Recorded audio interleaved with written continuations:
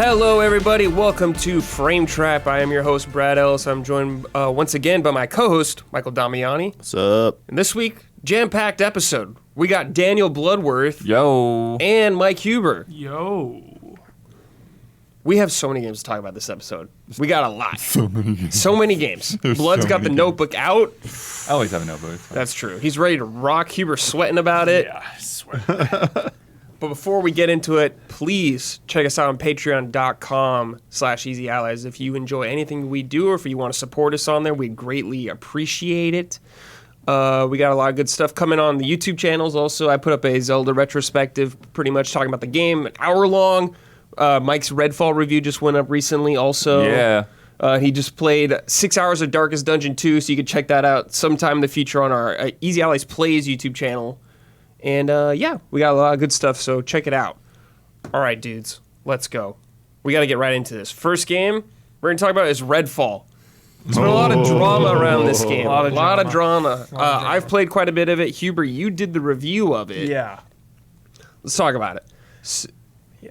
You want to start off? Well, sure, I'll start off. I have a personal thing. Oh, please, go ahead. Just now we're getting the narrative of like, yo, Redfall is actually good. It's not that bad. It doesn't deserve these scores. Wait, who's saying that?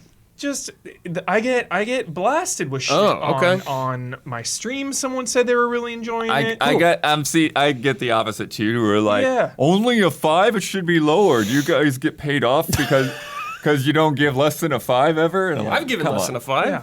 Yeah. And I want to say I stand by the review because I feel like Redfall fails at every single thing it tries to do. Yeah. Yeah. Yeah. But there are way worse games out there. Of course there's way worse games out there. Way worse games out there. So yeah, this is a game I want to like so badly. I Same. want to love this game, but I just cannot do it. And every time I play it, I feel like it gets worse and worse and worse. The longer it goes on, the worse it Let me gets, tell you about a for scenario last night, okay? Yeah. So, booted it up with Kristen. She hasn't played Redfall at all. Oh, yeah. Start a new game. I'm like, There we okay, go. I got my high-level character. I'll make a new character. Oh, Brand sure, new yeah. character just to play so we're the same level because the scaling is not there Nice. in the game right there. Start a new game with her. Immediately, she does not get the intro cutscene. Immediately, on the boat, none of that. I'm watching, I get the cutscene, but she does not, and she is the host right away. We go to the fire station. The fire station is mixing together. Clear out the fire station, but also the people you need to rescue are already in the fire station out there. So they are locked behind the door earlier on. You got to free them, but they're also in the fire station. You have to clear out the fire station in the game. There's like enemies in there also, and there's a vampire you have to kill. We cannot kill the vampire. We cannot do anything. We could not attack them. It was like progress was mixed together in this mission. And I started a brand new character. I was like, that's what is so happening? Weird. So what we had to do is start all the way over. She had to start by herself, get there by herself. Oh my I had to just sit on the sidelines and wait until she unlocked further missions. Then I hopped in. But I was just like, dude, the hoops I'm having to jump through this game right now is insane right now. Yeah. How many people are going to be willing to put up with that? Especially on Game Pass where it's so easy to just like dip out of the game. Disposable games. Exactly. Yeah. And there's like so many alternatives and so many better games you could be playing at the time. I'm just like, what is happening here, man? Yeah. What is happening with Arcane right now? I love this studio. What's going on, man? It's breaking my heart. Brad, one that I didn't notice until I was like watched back the final cut of the review, because we had a thing in there about stealth. But like Huber never used stealth, so we didn't have a lot of stealth footage. But I had my recordings from when we played on group stream, and I looked through there. Like I bet I stealthed somebody, and I did. I've got the shot. Here's the thing, Brad. I've got my freaking high-powered, high-beam flashlight shining right at them the whole time. Yeah. And it's a stealth. Yeah. As long as I'm like as long as I'm not like directly in front of them, basically, they're not going to see me. Yeah, it's insane. Yeah, basically just about it failing at everything it sets out to do. It fails as a co-op game because of things you just said. It's hardly a co-op. It's hardly a co-op Like game. the fact that somebody pointed out there's no matchmaking, I'm like, Yeah. Oh, you're right. It's hardly a co-op game, but as I'm sitting there watching the NBA playoffs, a Redfall trailer pops on the screen and it says, "Go alone or squad up." Like, it is trying to be all of these things, and it fails as a multiplayer game. It fails as like a loot game because you can get a gun that you stick with for a long time, which I appreciate, but none of them have any interesting perks or parameter, like anything about them. They're just another gun. Even the the other guns I'd be okay with it, but some of the legendary guns, I'm like, something a little different. Yeah. Something. The story is a failure because of presentation. Which is very disappointing. Very disappointing. From them. All the documents you find, like 97% of them are throwaway. Technically, it fails because it is 30 frames per second on console. It's got issues. Like, I was fortunate as to where I didn't encounter that many bugs. My score probably would have been a little lower if I had been running into as many bugs as people, but still there were frame rate issues and bugs here and there. The crazy thing to me is still when the buttons stopped working when we were in multiplayer. Yeah, I say I've been playing on PC. It's not great. Yeah. It's not good. I've been running into a lot of like, not even just frame rate stuff, just like weird stuff happening in the game. Like, I don't know if the clip was in the preview video that we put up, but there was the one of like the guys just, their bodies were freaking out on the ground and their face started going like really wide, like just stretching across the screen. I'm just like, what's happening? Yeah. And then continues to fail. Mission design. Big failure. I mean, this is one of Arcane's strengths. This is very, this is upsetting. And I know this is not an immersive sim. It's like calling Crimson Peak a horror movie. It's not, but like you're associated with that vibe. And especially early on, there's a tutorial that says, the fire station. The firehouse. Hey, you can go about this different ways. And it's like there's a locked door, or you can just go in the ceiling. And it's like so many of the missions later on are the exact same thing, where it doesn't feel tightly crafted around like freedom. Like when you think of Dishonored or something like that, how you can approach stuff. Yeah. There seems like way more options. It's just like go through the front door and point blank with a shotgun. That's what it is. Yeah, that's what it like is the whole game. It's really upsetting, dude. Yeah. A lot of the side missions are just like whatever, like the safe house missions, Those are a chore, dude. Yeah. Oh my goodness. It's just like, hey, go there, kill that guy. That's it. And you're just like, okay, there's like no story, nothing tied to it. No. And even the quests you get from like NPCs, I guess, in the world are so rare, what I've seen, and they're not really anything. They're extremely rare. Yeah. I did every single one in the first zone. Yeah. And it was not many at all. And then the second zone I did just about as many. I think I might have missed one. Right. Or two, but that's it. And it's an open world game, and I don't need a million things to do, but there's only like the collectible, like the one collectible in that world, and it's like that, or you just do like the vampire like nests or whatever. Yeah, it's like I don't want to do those. Oh, they're so boring. As soon as a nest respawned, Brad, I was like, oh, I'm never doing those again. Yeah, exactly. No thanks. Yeah, you do the nests. They're so boring. Yeah, and the idea, I guess, is kind of it's for like co-op, I guess. More focused. There's these nests, and like as time goes on, their influence spreads, so it gets bigger on the map and starts expanding. And when the vampires are in that zone, they're stronger. Okay. So it's like, oh, I kind of want to plug these nests up in case they start taking over the whole map. Yeah. There's a bunch of good loot in there. But after you do one and it respawns, it's like, I'm not going to keep whack-a-moling these things. It's like you don't even... no point. You don't even need to go in any of the regions that they're in that I've noticed, really. You can just avoid them, yeah. Yeah. There was one time in the entire game, and I wonder if this is what they were going for. One time in the entire game when I was on a main mission, not only was the objective in a nest, but then the rook also spawned. Yeah. The rook is basically a pursuer type enemy that'll spawn when you cause enough damage in the game and finish enough quests. Meter will fill up, rook will spawn, kill or be killed, meter will reset. But all of those systems came into play at one time, and it was still just like, okay, I'm just going to run out of the nest area of influence here, take on the rook. But it was like, okay, I kind of see like through everything, maybe, Arcane kind of going for that kind of overlapping chaos, but it was more troublesome and tedious than exciting and thrilling. Yeah. Huber, one of the things I find weird, and it's exposed a couple of things for me, is the enemies in this game love to talk to themselves. The vampire's like, I can do anything I want. It's just like, what are you talking to? And I've told you about some of these things, but I don't know if I've said it on camera yet. But I had this one like early on with the helicopter crash where it's like up on this like little like island in the dried out river thing, right? Yeah. And I'm up there, and I had cleared out the soldiers. I had a sniper rifle already, and I like had cleared them out from the other side. And I was up there trying to, see what I was supposed to do, but also like loot around and stuff. It was really early still. And then I just started, because I had subtitles on. I started getting the vampire text, and I'm like, I remember you told me this. Yeah, there's a vampire around here somewhere. And I'm looking around, I'm being cautious. I don't want thing to sneak up on me because I'm still early. I don't realize that everything just goes down in like 3 hits. And I'm like, where is it? And then I just keep looking and like go down a tunnel, go way underground, and like, oh, here. And like eventually I just started to actually hear it because I was just seeing subtitles before. Yeah. And then I finally found it. But it was like, why is this subtitle triggering when I'm like 2 stories above the vampire? And just, And there's a lot of things like that where like I cleared out those guys on the road. All the enemies were gone, but the dialogue was still going while after they were dead, and it was just like loot on the road or whatever. Totally. Yeah. Bloodworth. And it's like all of those little things can sound like nitpicks. It can sound like you're piling on.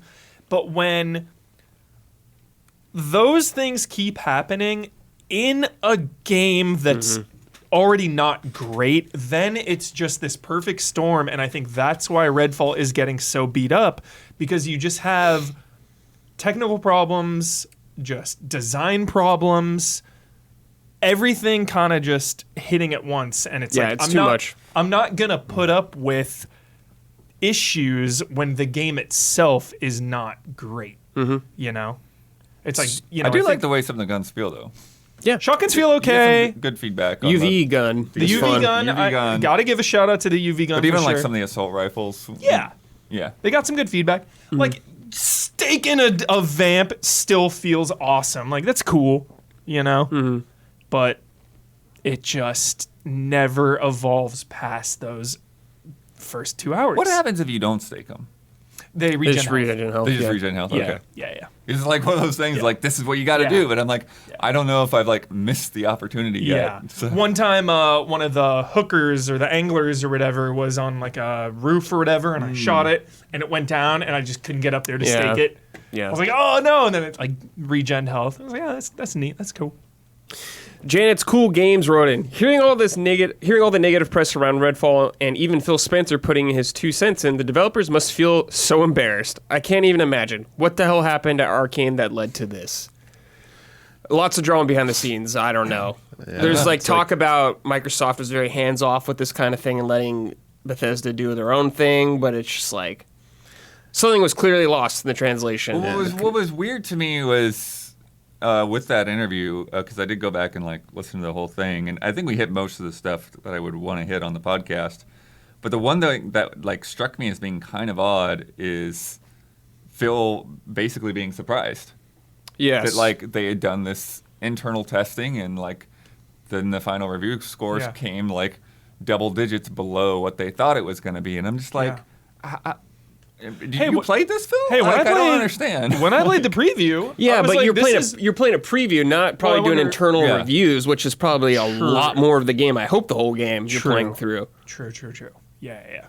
Because when I played the preview, I was like, okay, I I mean, a game could be. Yeah, I mean, that was my experience with the game when I started for a little bit. I was like, okay, it's not amazing, but it's not too bad. But then as you play more and more, you just you start to sink in the mud, dude. Yes. I agree.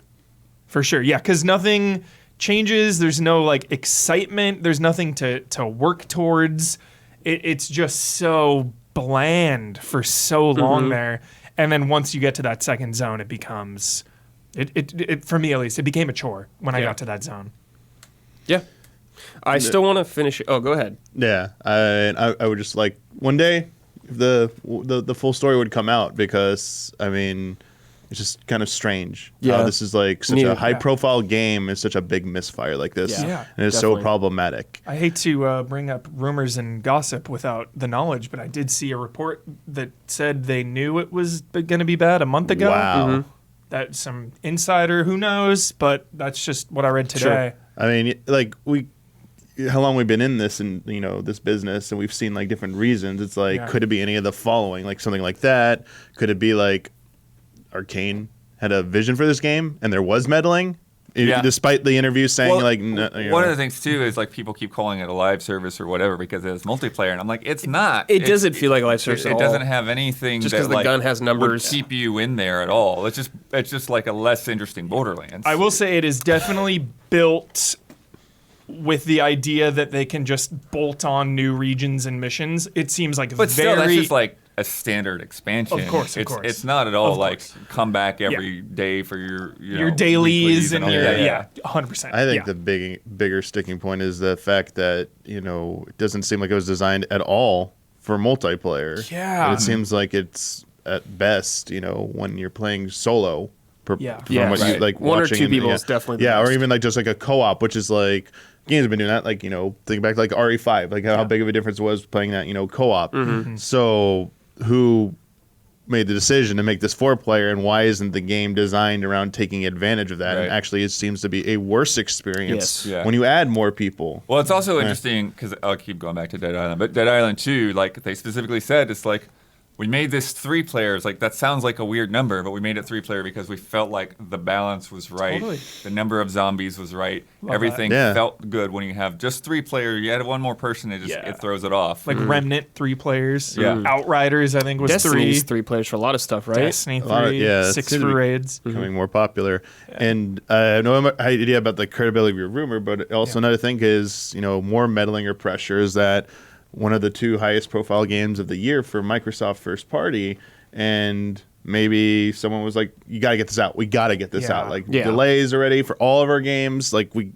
something has to come out." Yeah. and maybe Summer, they knew big about it, summer but they're like, hit. "Sorry, we got to get it. We have to get it out. Like Yeah. we have to get it out." Yeah, definitely. It's brutal. Michael Tucker wrote in, "Hello, allies. I finally made the plunge to support you folks on Patreon because I've had to share such a large frustration with Redfall. Plus, your content is great. Despite the game's negative reviews, I wanted to check the game out for myself because, in concept, shooting vampires with my friends sounds fun. Upon booting up the game on Game Pass, I was prompted to log into my Bethesda account to play. Annoying, but whatever. Of course, I didn't remember my password for my Bethesda account, so I asked for an email to reset my password. I have tried no less than 15 times to receive that email, and despite talking to Bethesda customer service, I cannot log into Redfall. Developers and publishers, please stop requiring a separate account to simply play your game. Despite wanting to try out Redfall, I have now deleted it off my console. This was sorted out, by the way, but I just threw it in here. That is wild. Brutal. It's a bummer. Like, seriously, the people are trying to play your game and you're making it that difficult? Like, Yeah. stop. Yeah, stop Yeah. it. I don't remember who was first, but it was like EA or Ubisoft. One of their No. games was the first time I Right. encountered that. Log in, I was yeah. like, what? Yeah, What at the least play? Ubisoft, they're like, yo, sign up and here's some like fucking Ezio costume or there's some Yeah, they have like Altair some like, costume. achievement tracking and stuff in their games. So Right. Yeah.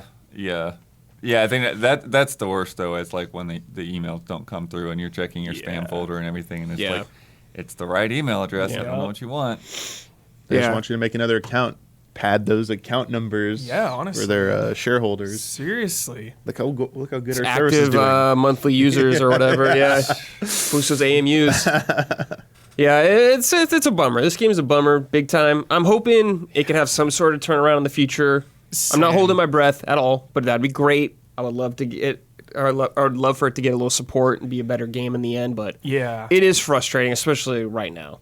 It's bad timing all around the board. Yeah, But Yeah. I agree. I still love the Arcane, but Same. Everyone, swing and a miss. Nobody about Yeah. 2000. This the track record. Yeah. This should I mean, who knows what Microsoft's thinking? I mean, they made a large investment, so obviously, Yeah. just they should get another chance at something. It'd be incredibly odd. oh, if, Arcane, yeah. yeah, Arcane does they're that. not getting, Yeah. they're not Oh, getting yeah. closed. or Prey anything. 2, Dishonored 3, Deathloop 2, something. Plus, Well, yeah. I bet they Yeah. keep working on this.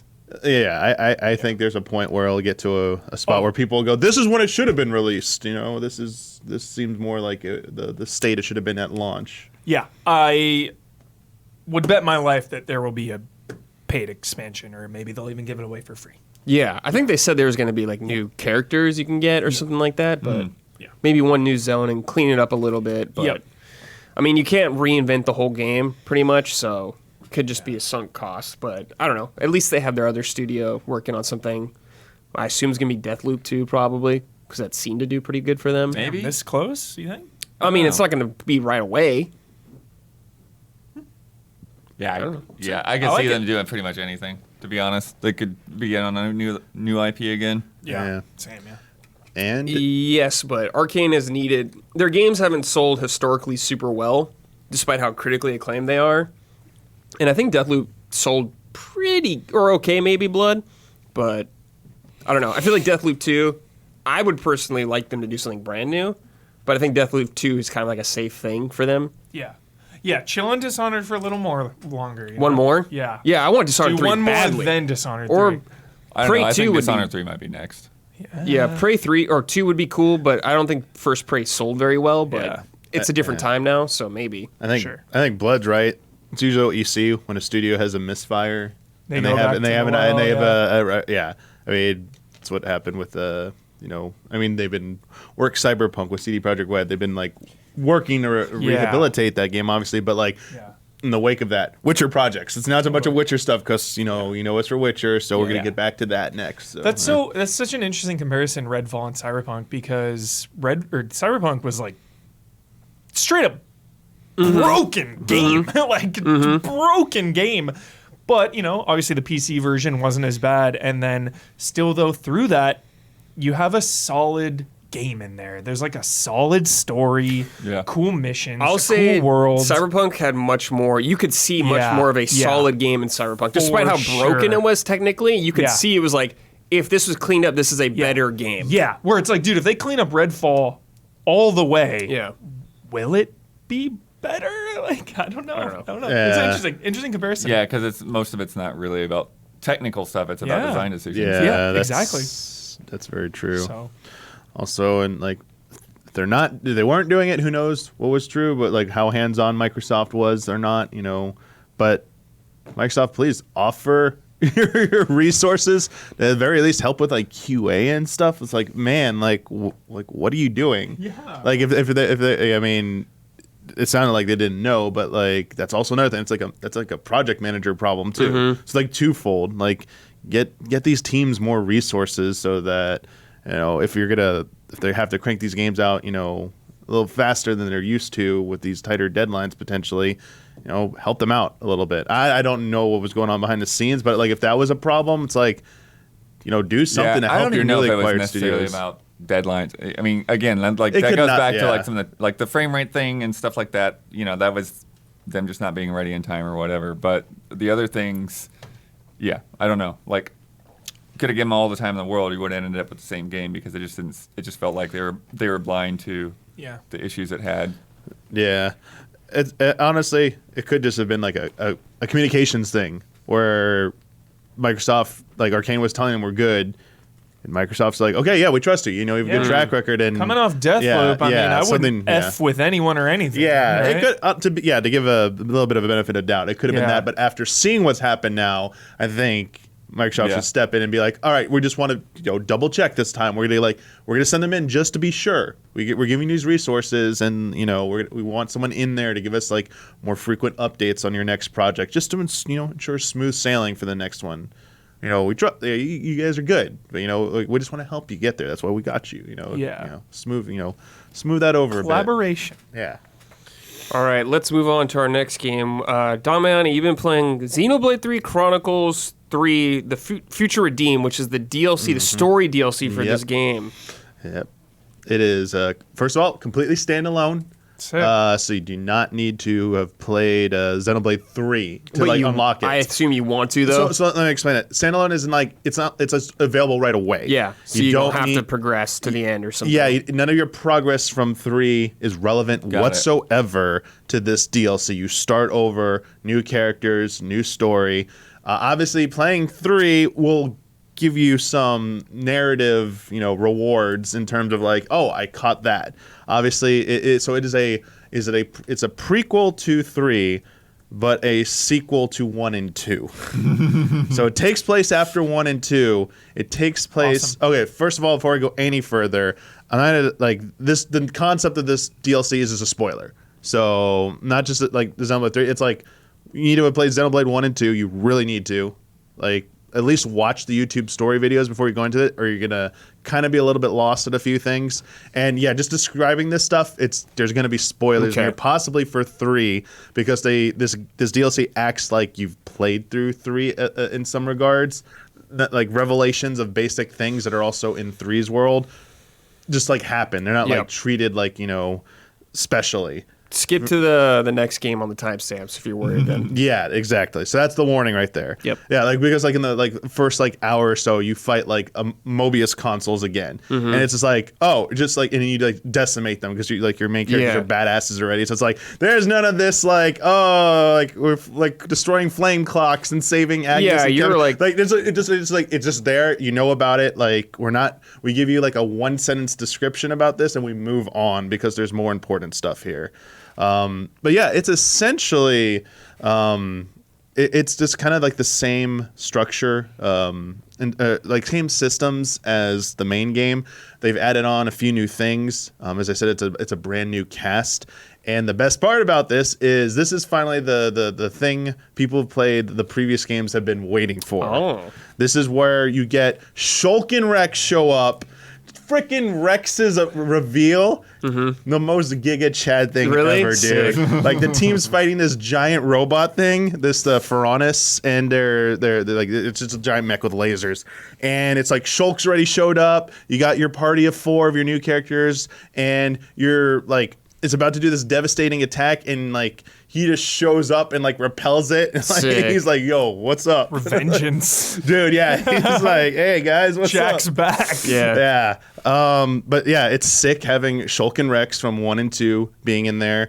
But your main leads this time is a young man named Matthew, a young woman named just A. And and Pretty Little Liars, dude. Sorry, is Matthew the main character in 3? no, that's Noah. I haven't played 3, so I don't know. It's all right. Don't get into it. It's fine. Yeah, very early on, you'll get context for Okay. who Matthew is. Okay. So if he looks like Noah, there might be an explanation there. Anyway, early on, you come across Kevis and Agnes armies fighting each other. You've seen this in 3, and you intervene because there's last two soldiers standing here fighting each other, and you kind of you intervene and you rescue them and you set them free from the flame clock. So now they have Ouroboros, which is this power when you're set free and they're not part of this system anymore. Where these too long didn't read. These bad guys named their consuls, aka Mobius, are trying to use people to like harvest life energy to sustain their life and stuff. And I won't go any further than that if you haven't played 3. But yeah, they have like a big encounter with that. They join your team.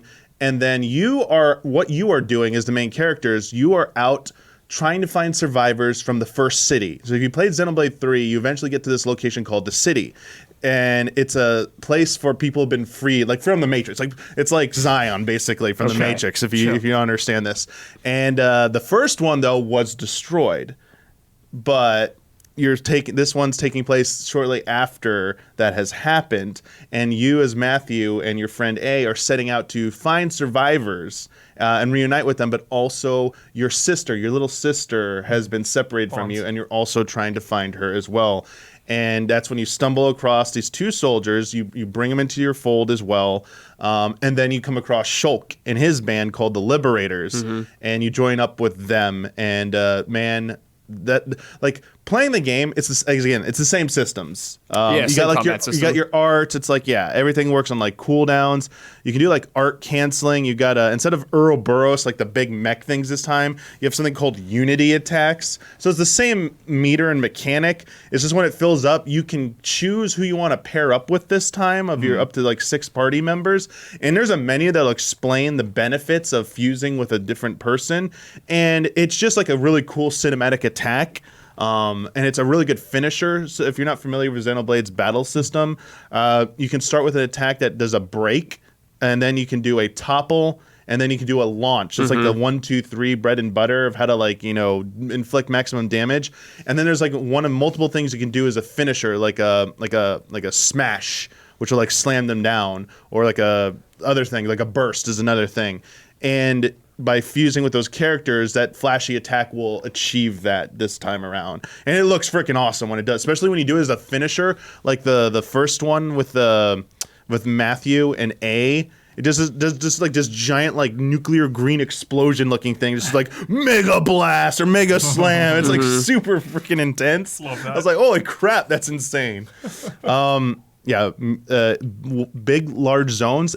Pretty linear though this time. Oh, okay. In terms of, okay, now let me tell you about it. It does open up, but the early part, it's kind of, it feels a little smaller, a little bit more guided. But then it opens up. It starts introducing all the systems, and this is probably the best thing about this DLC that I hope future Xenoblade games, and I hope Tears of the Kingdom does something like this, but they probably aren't going to do this. So maybe next time Zelda you can do this.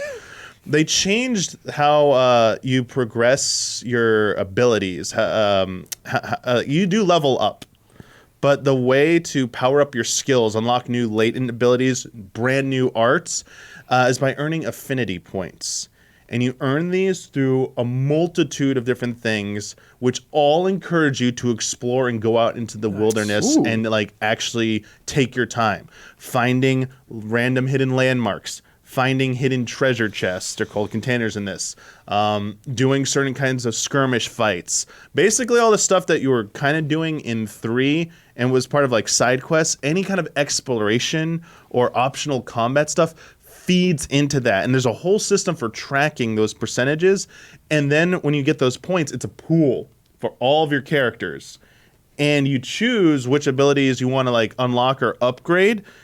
You can put them all into one person, or you could like spread them out evenly across other people. And by exploring and doing optional stuff, they cap all these different attributes on you. So like your skill trees, you only have like layer 1 unlocked. In the world are these backpack looking things that give you the option to unlock the next layers or next slots for characters. And you choose which character you get to unlock that. So from gear slots, unlocking more gear slots, to unlocking more art slots. There's gems that are back from this one. You can like expand that as well. You pick and choose, but it's all from doing like side quests or exploring. And so this character progression is all tied to that. That's so nice. I want to be out like more so than ever. The world looks really good still, like enticing. Like it feels very uniquely crafted. And that was a very strong, compelling reason in the original base game. Now I got this additional set of rewards, and I'm just thinking to myself, like Yakuza. Yeah, they don't have everything you do matters, and it like ties back into progression, so it makes you want to do everything. They don't have the hero quest in this because you just have your. I'm 10 hours in. And I've not seen any sign of hero quests, which were these mostly optional quests in the base game that gave you new characters with different jobs. Like job systems were like the important thing. Every character you have here is a fixed job. Like you're not changing that up. You're not messing with that. They're going with that direction. That was one of the strongest sticking points for going out and exploring the world. So this, having like every aspect of the game just tied to rewarding you for exploring is just... It's like they somehow did something better than the base game, and I'm like, wow. And if they had hero quests, it'd be like, oh man, and on top of that, like, so this is where I want to see. Like, I wish every open world game would at least kind of ape this system. It's very compelling. Damn, yeah. I didn't even play the base game, but everything you're saying about this sounds really great, man. It's sitting on my Switch, ready to be started, right? And like 30 minutes. Got reacclimated. Like it seems overwhelming. Like because the base game does a very good job. All the tips from the base game are unlocked. So if you need to review anything, and they will color code and like logo code. This is a future redeemed like specific mechanic. When you go through like, your tooltip menu, it's like okay, what was that again? It's like very easy to find. They bring back a lot of the other same like rewards, and like Nopon coins are back. So those are like hidden coins that you can go trade to this Nopon for unlocking special items. Oh, they have something else. So there's quite a bit of new stuff. So you have your gear slots, your accessories, which give you various attributes. This is something you don't like, is when you have like too much loot, basically. Yeah. I feel like I'm like that with accessories in the base game, and still like that here.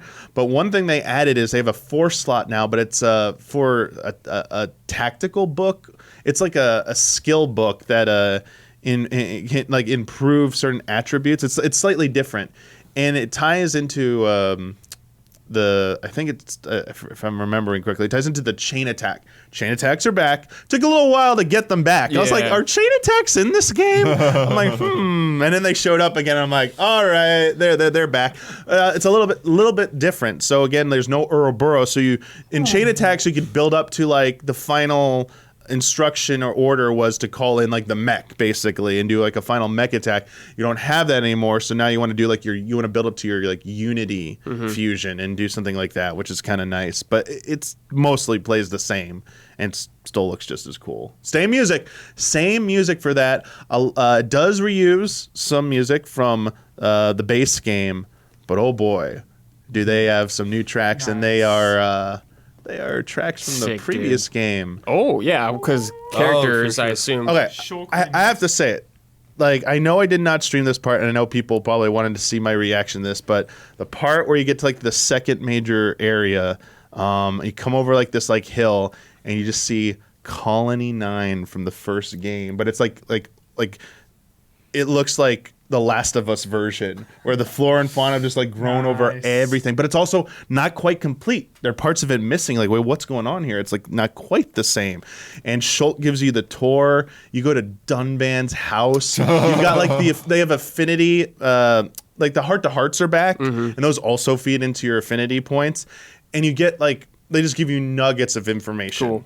Like, they confirm like something about like Shulk and another character. Yeah, there's a lot of good stuff there, and yeah, like the crafting system is back. Like gems are back. Enhancing your blade, your weapons is back. You can in the overworld, something new. You can repair structures now. Like, you can build a new ladder in a spot. They'll give you, like, a shortcut. Oh, Death Stranding. Yeah, or there's a few other structures. There's, like, a zip line thing you can make that'll take you to Death Stranding. Yeah, it's literally Death Stranding. So I think they, like, looked at Death Stranding like, yeah. Yeah, I'm sure there's stuff I'm forgetting. And then, again, like, each character has its own job. Like, it's still healer, defender, attacker, like, DPS tank, like, healer class. And yeah, I've been playing it on hard. Boss battle, one of the first major boss battle, felt good. Yeah, that was one of your criticisms about 3, wasn't it? The boss battles. Well, just that you get over leveled, right? Well, just by exploring so much that you're over leveled for the main story. So yeah, for boss battles, it felt like boss battles were trivial in 3. Remedial fights, the same kind of issue is still going on in hard. It feels like you level up faster in this DLC. I'm definitely like when I come across new enemies doing like the battle normally first. Especially, I love the reward for doing for art cancels. And there's like for those who don't know, there's a visual cue. Basically, your characters all auto attack. On the auto attack animation, if you hit an art ability that's a cancel, you'll see like a little like, looks like a, not sonic boom burst, but kind of like it's like a sphere, like a gray looking sphere burst comes out of your character, and it like enhances your art attack, basically, like does like more damage or something like that. So that's like kind of fun to do, and you have to do boss battles or red elite fights. There are blue elite enemies and red elite enemies, and reds you have to do manually. And what I'm getting to is there's still auto battle in this game. For a lot of remedial enemies, I'm still using auto battle and just like sitting back and like, yeah, take care of this, But another thing they did do, enemies. There's a enemy encyclopedia this time, but it's like it's not. Nice. It's by killing a certain amount of each one, you're rewarded. So they encourage you to, and there's symbols that will tell you like, there's no symbol means you haven't fought it yet, go fight it. Then there's like a yellow symbol that says like, you still need to kill a few more of these. And then when it has a green check, it means you really don't have to fight this again. You got the credit for this. It's like Final Fantasy 14. I'm going to go back to Dead Island 2 again. There's a Zombiepedia. Oh, in that yeah? That's fun. Damiani. So they don't unlock until you fight one of that kind. But once you fight one, then like it'll kind of give you like a checklist. Like if you fight more, then they'll like unlock hints for like what their weaknesses and stuff are. So the more that you kill, the more that you know how to like take them out more efficiently. Nice. Still got side quest. Same usual fare. Usually like go gather something, track someone down. They got the people using like glowing tracks thing again, which is kind of like fun to, takes you across like an open world map. And the zones look, again, like pretty good. A lot of hidden caves, trying to figure out how to get to certain places, always fun. Right. A lot of like areas where there's a path here. Oh, slightly too hard enemies. I'll come back here later. Oh, last thing, chest. Obviously, I was talking like they look like these cylinder containers, but they're also these relic chests now. And they contain like those unlocks, the ones that will unlock new slots. But on your, I don't think Zelda does this. I don't think Breath of the Wild did this. I don't think it'll do in Tears of the Kingdom. But you have this armband called the X Tracker, and it tracks 5 different types of things. So, example, hidden treasure chest. Oh, yeah. As you get closer on the map, it'll start beeping and glowing. Oh, it's like a Sheikah Slate would do that. Yeah. Yeah. But it'll do that for like key items. As you unlock new things, it'll start tracking different things for you. And it's just like kind of nice because that wasn't in the base game. I was like, oh yeah, this is like I'm near something, but it's great because sometimes it's obvious. It's beeping. You're like, where the hell is this? It's like you got to think verticality. It's like, oh shit, is it below me? Is it above? I look across like, oh shit, how do I get up there? So that's still part of the fun is figuring out how to get to places. And still good voice work. As I said, great soundtrack. And for anyone who's played like 1 and 2, man, this is seeing like the nostalgia factor, Right, like where yeah. I'm at right now. It's like laying it on thick with the Xenoblade 1 stuff. I imagine there'll like be a Xenoblade 2 part where we get a bunch of Xenoblade 2 stuff, but yeah, this is like what I was kind of hoping was in the third one, but like, it almost feels like maybe these could have been flipped, but I don't know. I've been played enough. I'm 10 hours in. We'll see how it goes. I definitely want to finish it. Yeah. Yeah. Came out like last week? Was it, or was it 2 weeks ago? I think it was like Okay. Yeah, it was actually 2 weeks ago. yeah. Like, Kind of close to Zelda. Yeah. But I guess it's enough time. April to 25th. It came out April 25th. Oh, okay. Yeah. Okay. So, Fair. yeah, that's the only shame is that how close it's coming out to Zelda. Like, I feel like I need to try and finish this before I jump into Zelda, but I don't know if I will. But, like, I couldn't resist. I was like, man, no, Yeah, I'm totally. hearing about some stuff. I wanna see this shit. Definitely. Yeah.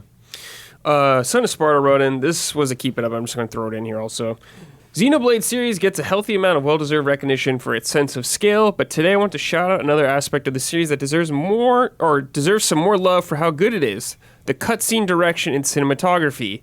I can confidently say that Xenoblade series, especially Xenoblade 3 and its future Redeemed DLC, features some of the most well-directed and engaging cutscenes in the entire industry.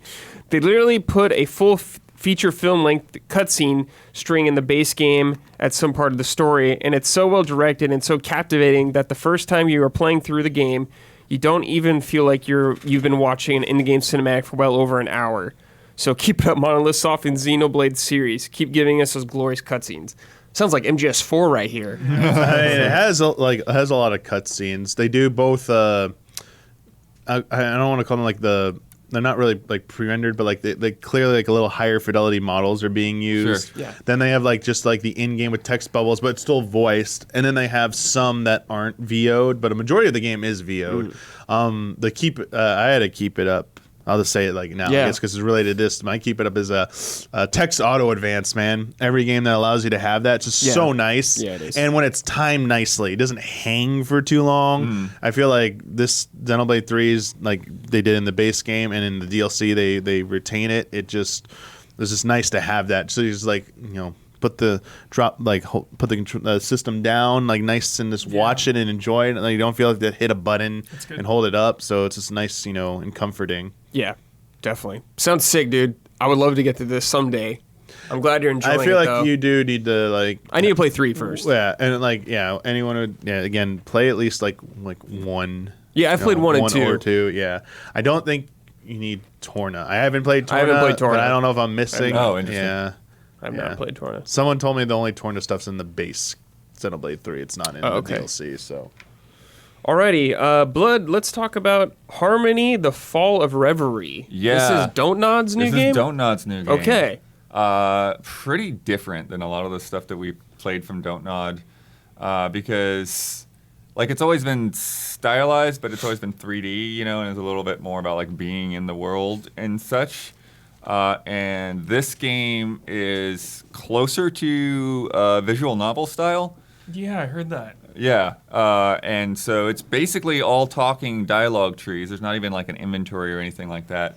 But you are still sort of trying to like work out mysteries. So it's kind of like As and Dusk Falls? have alliances and that kind of thing. So I'm gonna let me get to like the premise of it first before I get into the mechanics. 'Cause the mechanics are wild, and it takes me a while to like sort of figure out everything that's going on so far. But I played a good bit of this. Is this out? No, so this is it's got a weird split launch. So there's a demo out now, so you can check out a little bit of it now and you get a feel for how it plays. The preview build that I played is several hours longer than the demo. Got it. The game itself, the full game launches on June 8th Oh, okay, sorry, that's on it. Steam and Switch, and then June 22nd on PS5 and Xbox.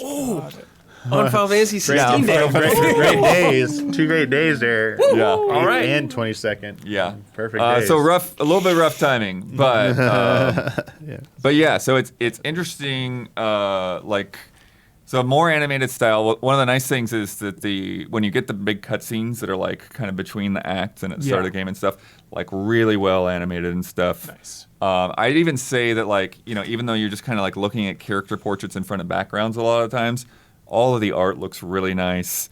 Even like the like little like expressions and stuff that characters do looks really nice. Even though it's like not fully animated the whole time, they do enough to make it expressive, and I think the acting is done well. Nice. They got Lena Raine to do the music. Nice. Who did Celeste and Chicory. And it's interesting because like I was appreciating the music at first, and then like a couple hours in I started like looking through the fact sheets and stuff, and it's like, oh. And then I started like noticing like some of kind of like her signature style in there in like one of the characters' areas. And like, okay, yeah, Nice. I'm feeling it for sure. So you play as this character Polly, and it's sort of like just a few years in the future, but she's come back home. She's on this like made-up Mediterranean island, is where she's from. Everyone has British accents though, but. She's come back to this island because her mom has gone missing. And her mom is kind of like an artist and poet who's sort of like run this community shelter community center or whatever in this town. And she's looking around and she finds this pendant. And then she just winds up in another dimension. Sweet. And what you find out is this other dimension is like, they basically say like it's existed as long as man has dreamed, and it's sort of like a Greek gods kind of thing, but it's different. So they're not deities, they're not demigods, but they're called aspirations. And so you have bliss and power and glory and chaos, and essentially it's like whoever is sort of in the lead or whatever in charge is kind of leading the arc of humanity. Got it. For that period or whatever. Okay. And it seems like they're directed by people that are able to interact with this place, Reverie. But basically that they're showing that like Reverie is kind of like on the brink, it's falling apart, and if Reverie falls apart, then Brittle, which is what they call the real world, will fall apart as well. And so you start kind of like the characters like having to just like process all of this and deal with this and like jumping back and forth between the two worlds. And then when you're in the other world, like the aspiration will communicate with you and kind of like be like bird on your shoulder kind of thing. But then like you're trying to like not look like you're talking to yourself in front of like real people and all of that. They're helping you. Some You have, humorous like, moments. Yeah, you have like this adopted sister and this sort of like grandfather like figure who's a bartender. Nice. Who are helping you try to like trace leads on like, okay, what happened to your mother? Shit. And then that starts going into like there's like this like Megacorp who's just been Classic Megacorp. They've got drones flying around all over town with surveillance on people, trying to tap into this other they're dimension's like power. tapping people for medical experiments and all of this, and you start piecing together how all of that stuff actually ties back into the stuff that's going on in Reverie as well. But anyways, so now into the mechanics of this. You have this thing called the augural. And so, Huber, like in a lot of Don't Nod games and a lot of narrative games that we like to play, the dialogue choices, it's like you make choice and then, maybe in Life is Strange you can rewind, but you don't really see that far ahead. Yeah. This game is all about seeing far ahead. Okay, interesting. So it's like you see a flowchart of the whole chapter. And you can even zoom out and see like a flowchart like a little bit further of like the act. Yeah. And like so some of the nodes will be hidden, but in other ones you can like mouse over and see that like, okay, this is, the decision that you're trying to lead get towards... to, but they will kind of align with a certain character or they'll align with a certain aspiration. Yeah.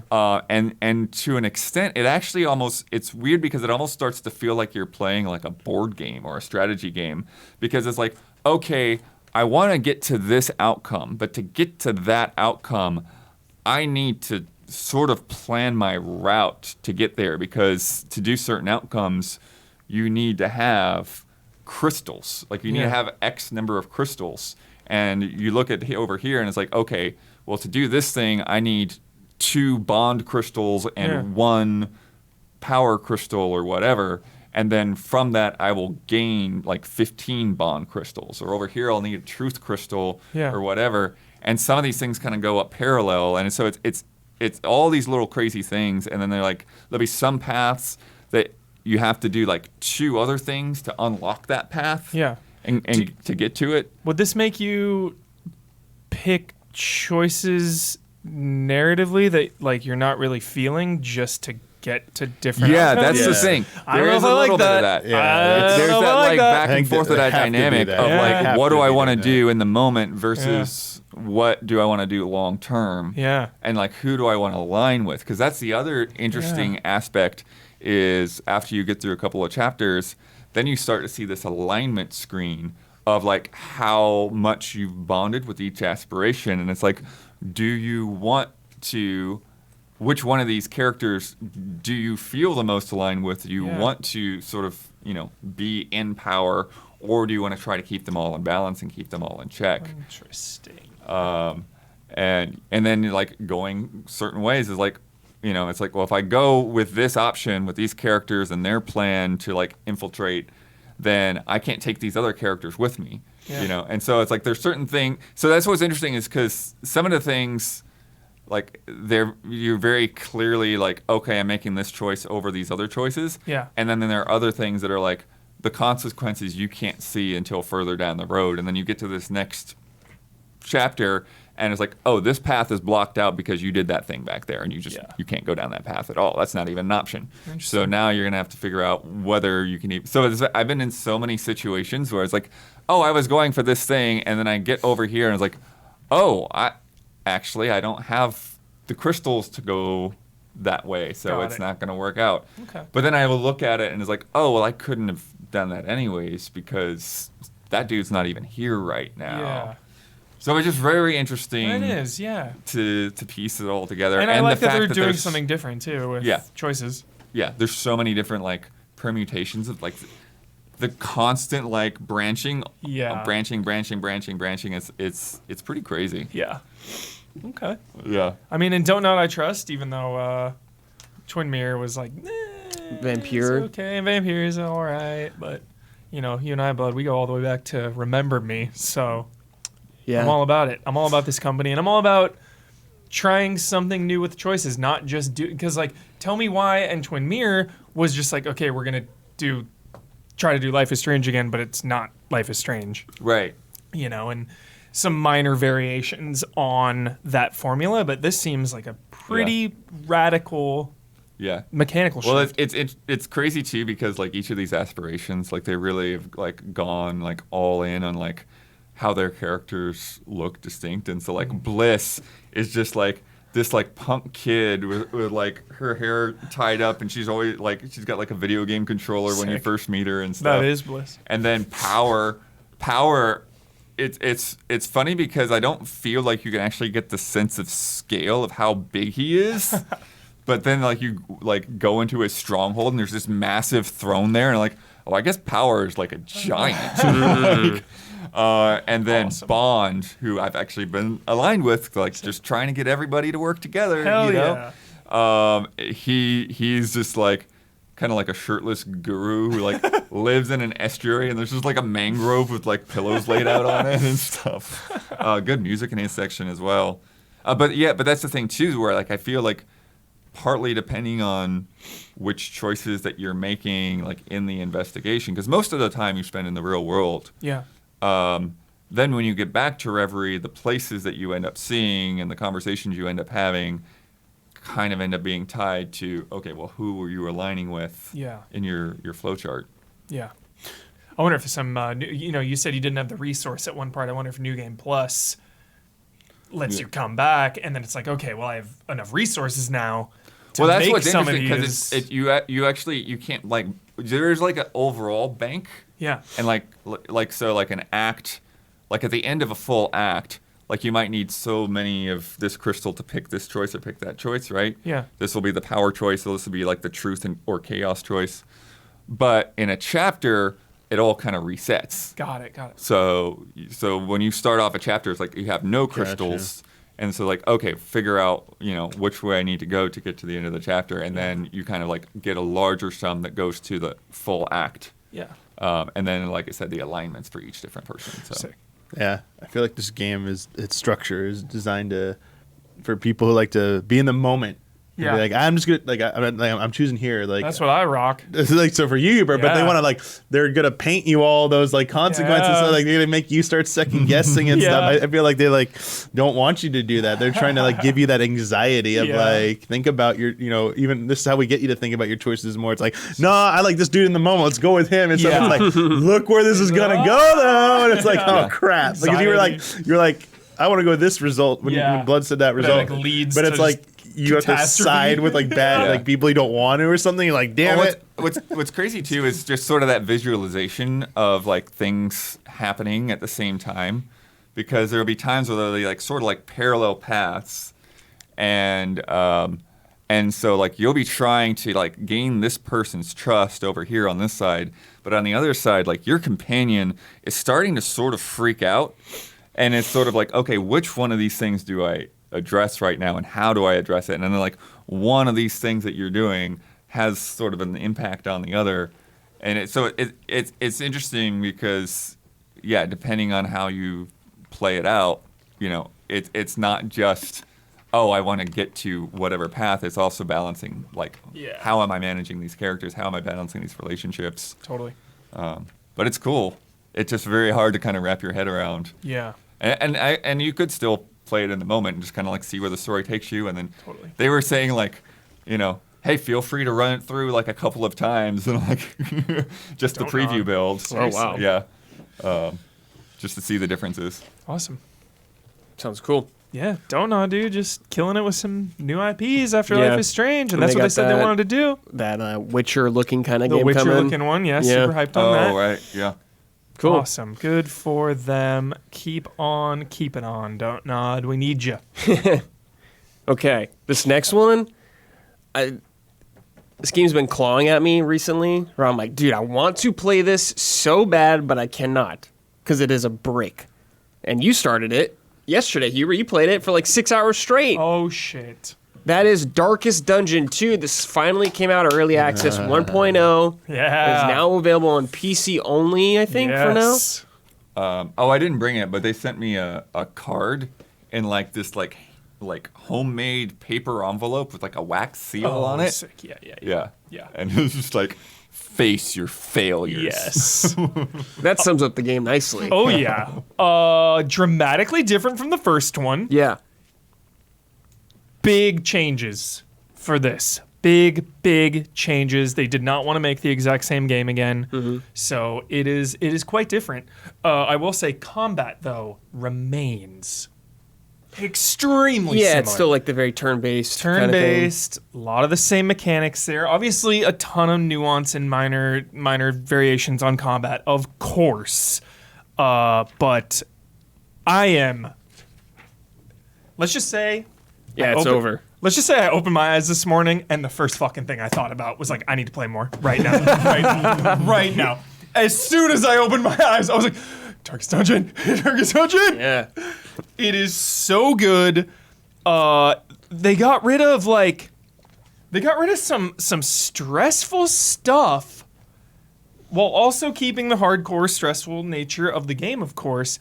But gone is like having to level up your characters, you know? Now you just start a run and you pick who you want, and then that's the run that you're on. And even if you lose a member during the run, if you get to an inn, some random one will join you. So like there's definitely some trimming of that, because one of the most stressful parts of the first game, one of the most stressful things in video games for me, was losing my troops and then having to grind them back up.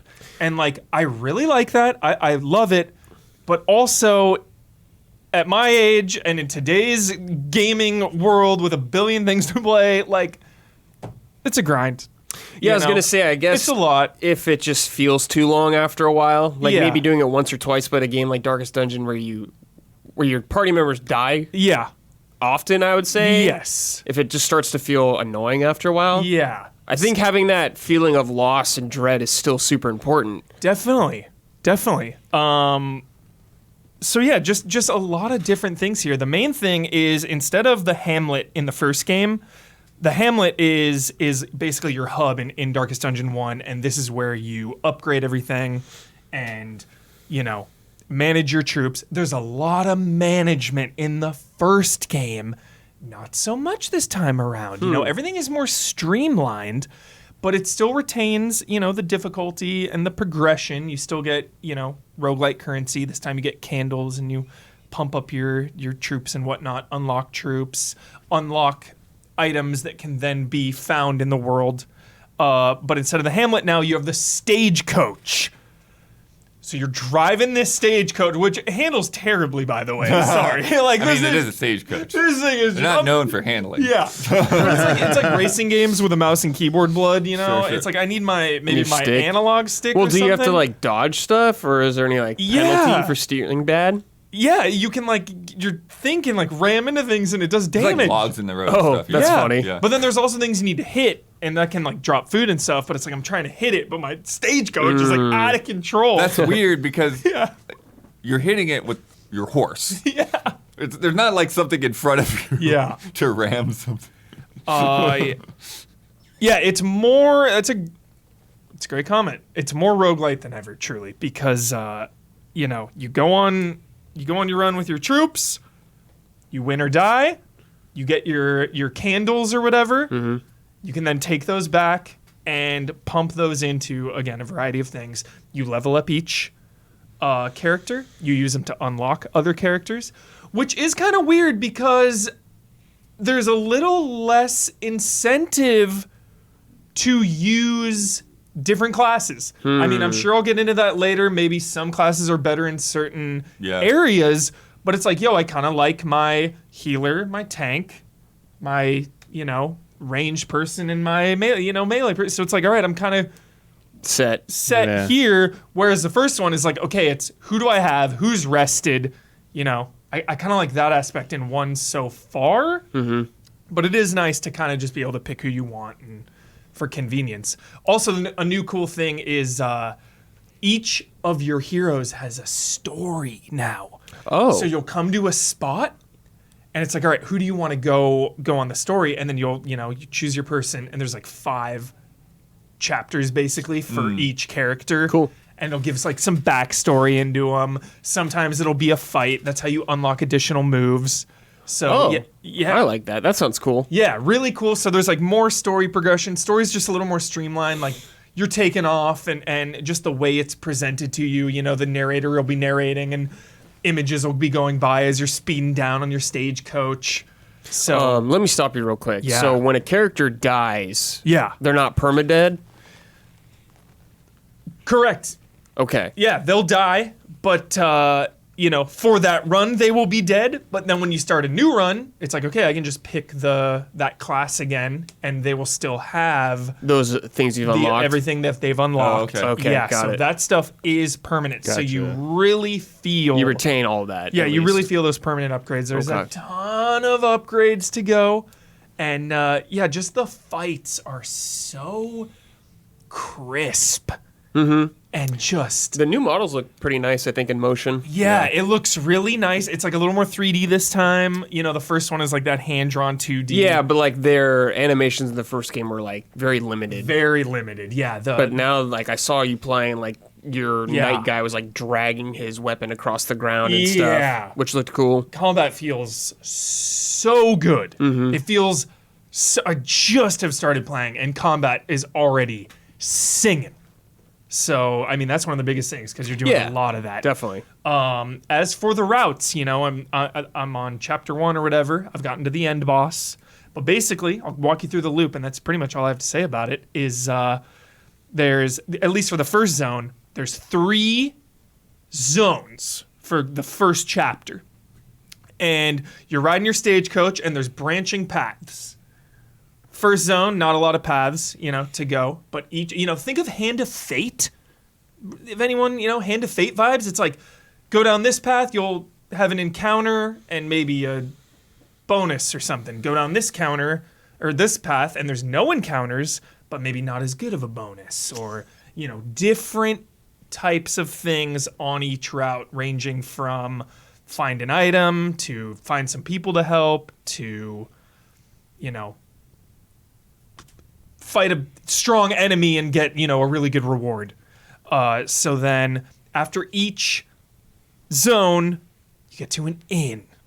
And it is so cozy, Nice. dude. You get to these inns. That's where everything can go down. You can heal up, talk to your people, buy items, equip your stagecoach with some items. Those have different, perks and benefits. So getting to an inn, and then you get more of that currency by getting to an inn. It's like a big reward. So getting to the inn is incredible. So you do that. There's three zones or whatever, and then like a final boss basically. You get to the mountain or whatever, and it's like, all right, go through here, fight a boss. The very first boss, minor spoiler, not a big deal. It's this giant brain Cool. with like 4 dangling locks. And the locks attack you and do different things, and they take a shitload of damage because they're just big metal locks. So it's like I got so close. I fought it twice, on each run. I got there on 2 runs, and I got so close both times, but couldn't get it done. Couldn't bring it How home. long does a run usually take you, do you say? So far. Yeah, I'd say like 90 minutes. So if you die, it's Oh, still okay. a big ass deal. Yeah, but You it retain some seems- progress, but Yeah. you got to restart. Yeah, you restart, but you get those candles, and those candles, you really feel those. You pump it up. Like already, it's like, okay, my stagecoach can carry more stuff now. That's going to help. I can carry more items and equip it with some more powerful buffs. Like, for example, one of the buffs is like, hey, when you're driving, 20% more healing when you're driving. Oh, okay. So everyone is like That's healing good. up when they're just driving. So I'm nice. like, okay, that thing is really nice. And then, just the classic management of like, put the relics or trinkets, for each character. They can have 2 trinkets and a consumable, 1 consumable. Whereas in the first one, also, you could like upgrade their weapons and armor. It just feels like everything is a little more streamlined to alleviate some of the grind. But the grind and the depth is still there. Yeah, it sounds like it's still very challenging, but Yeah. based off what I've heard about the first game and what you've experienced with the first game, is I wonder how many people finished the first game. Because you didn't finish the first No, game, and I'm you at- love that game. Yeah, I got to the Darkest Dungeon numerous Do you think times. some people maybe just wiped at points in the game and they didn't want Absolutely. to have to go through the steps to even try to get back to where they were? Very first time I played Darkest Dungeon, I wiped on the Darkest Dungeon, and the mental damage was just insurmountable. Too severe. So I stopped. Now, after streaming for so long, I ran out of time. I still want to go back, but I have multiple squads ready to go through the darkest dungeon. I'm just scared. I'm actually scared. I'm like, I'm going to wipe. These guys are going to wipe, and I'm going to have to grind some low-level dungeons to get them back, and just like, that management is so good. It's so good, but it's also so taxing. And you have to commit anything less than your entire life. You're not going to get it done. That sounds like an over-exaggeration, but it's serious. You have to commit your entire life to finishing Darkest Dungeon 1. So 2 just seems like a lot more inviting. Yeah. But again, Still brutal. Still brutal. It's not compromised. Yeah. So Damn, dude. I'm really enjoying the Yeah, I vibes. know. I cannot wait to play more. I'm probably going to play more tonight when I get home. Oh, yeah. I'm I serious. want to play badly. Yeah. It looks so cool. It is sick. But I And cannot. it's like, and the story starts off with like prequel stuff. So it's Cool. like, okay, I didn't finish 1, but like I'm not even lost or confused here. Nice. So Yeah. the narrator has had a couple good quips, but it's not as impactful just yet. Nothing back to the pit yet. Nothing like back to the That's the pit. best, dude. Yeah, dude. I'm assuming it's gonna be a ramp up. Oh, So yeah. we're starting off chill. Yeah, you're chilling right now. You haven't even Yeah. be in the first, like, boss yet. Exactly. So long Wow. way to go for sure. Damn, dude. Yeah. Hyped. Feeling good about it. And I quickly ran over the patch notes about just the 1.0 launch. As you guys know, I've been following Yeah, the you have. progress of this game for so long, and they were just talking about how everything has been ironed out, smoothed out. The tutorials are better now, Yeah. and just everything. The onboarding process. And this game's probably going to get a lot of support for a long time. Yeah. Because the first game did. Yeah. So I I can bet. see down the line. Console versions, I'm sure, Yeah, will come later. definitely. Expansions, all that Yeah. good stuff. Damn. So I think, I am very pleased. I've been waiting for this game a long time. I love the first one. I'm very pleased. And a lot of the stuff that the community was complaining about early on in early access, they have softened on and started to like. And all that stuff's been patched and changed. I know the bonds was a big thing. Originally, you didn't know. Like the main mechanic. I'm sorry. Last thing. The main mechanic here is the harmony of your group. If your group is harmonious, it will carry your dude. There's like co-op attacks now, man. One of my units attacked, and then another one came in and like follow-up attack. Cool. It was sick. Nice. So that stuff will really help you out. But then your crew can hate each other, and that will curse a move. So one of your main moves for both of them, right? So for example, my melee attack with my melee guy, my range attack with my range guy, every time I do those moves, it'll piss off or debuff one of the people. So it's all about keeping your group harmonized. And originally in early access, it was not clear what was affecting your group's harmony. Now it's a lot more clear. So like that's a huge thing. I mean, that's one of the main mechanics in the game. I can imagine players being like, dude, what is this mechanic? I don't even know. I don't know how to plan for it. It's just happening. It feels random. Now there's some visual feedback. Okay, Yeah. if I do this, it's going to make these two people happy, but this one person not happy. Let's just do that.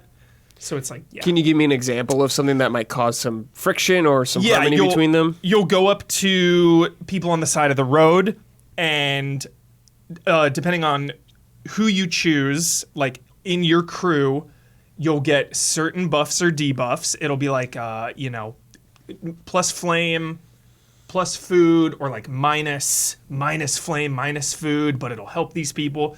Basically, just hovering over your crew will like have a little text of like what they're gonna say, how they're gonna handle it, and it'll be like, okay, this person, if I choose them to help these people, that's gonna make this party member happy. This person just wants to bounce and take some food. That'll give us some food now, but it's gonna hurt the relationship with these people. So little choices like that. Cool. That sounds awesome.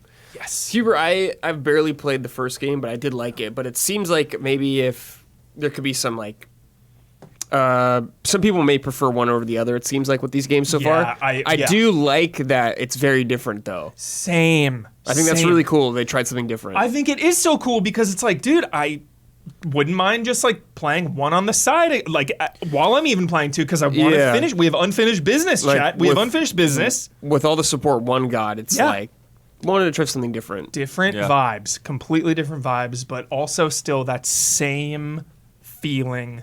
You know, and the combat feeling so similar as kind of the through line to connect these games is so cool. And of course, the narrator is there. And, Yeah, of course. you know, a lot of the same classes. There's only one new class and a couple that are not in the game yet. But I have not tried. What's the new class? It's called Runaway. Okay. Oh. Yeah.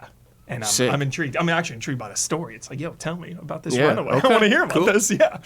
Cool. Yeah. Okay, it is time for Sorted Out. Everyone at home, if you don't know what Sorted Out is, it's just something that's, kind of annoying in the game industry. Can be a game, company, whatever. Anything like that. Do you guys got one? Anything this week? I got one right now. Okay, let's Yeah. hear it. It's the best it's ever been right now, but it's still not up to snuff, and the problems still persist. Witcher 3 console version, sorted out. Please, we need one more patch. I'm still getting that like weird out of focus. Oh, really? Yes. Yeah, it was in the patch notes that was fixed. It's It weird. was in the patch notes that it was fixed. I'm seeing a lot less of it. I don't think it's happening with other characters, but I'm noticing it on my Geralt. My Geralt will be standing there, conversation, and it gets like blurry, in focus, out of focus. Sort it out. Sort it. Just one more patch. Come on, sort this fucking thing out. It's one of the greatest games ever made. Full stop. Make it perfect. Sorry, when you said my Gerald. Thought of my Jake. My Jake. My Jake. Yeah, I got one. Sorted out Twitch/Nintendo. Oh. Given that DMCA, although it was rescinded, but given a DMCA to a lot of peers for watching official preview gameplay footage and given their account a strike. It's like, are you boy. kidding me? Yeah, that's just another system that's just like, completely borked there. Yeah. That's a little extreme, but I mean, Well, I mean, I can tack onto that. I got like a couple of weird freaking DMCA copyright things this week. Like one, when you remember we were playing Tetris on the stream, like, you were worried about theater rhythm. Theater rhythm, nothing happened. Really? But Tetris got flagged. More theater rhythm. And Damiani, I look up the song that was claimed. It was some like random like Chinese rap song. Didn't have any samples from Tetris in it whatsoever. Totally I'm just like, revolved. the AI just got it wrong.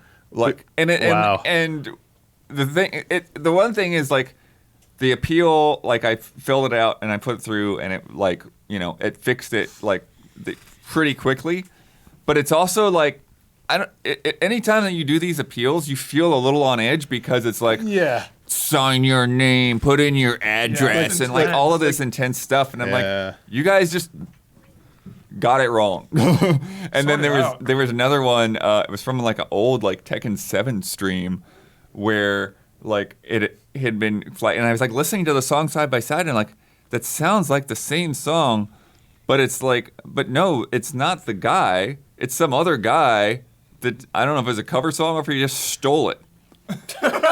So Like, and then put a copyright claim on. That's it. what I thought you were gonna Yeah. say with the Tetris, because that's like how Tetris had Unisaw like all the time. It's like some shell company that like took a Tetris song and like added a few notes or put in some like generic like sound samples and called it a remix and be like, nah, we're gonna copyright flag you. It's like, wait, what? Or they would like monetize. That's what they do. Right. So you want to get a strike, they would just take all your money for your video. It's like, wait, what? How about does this that work? GTA 6 ad, Brad?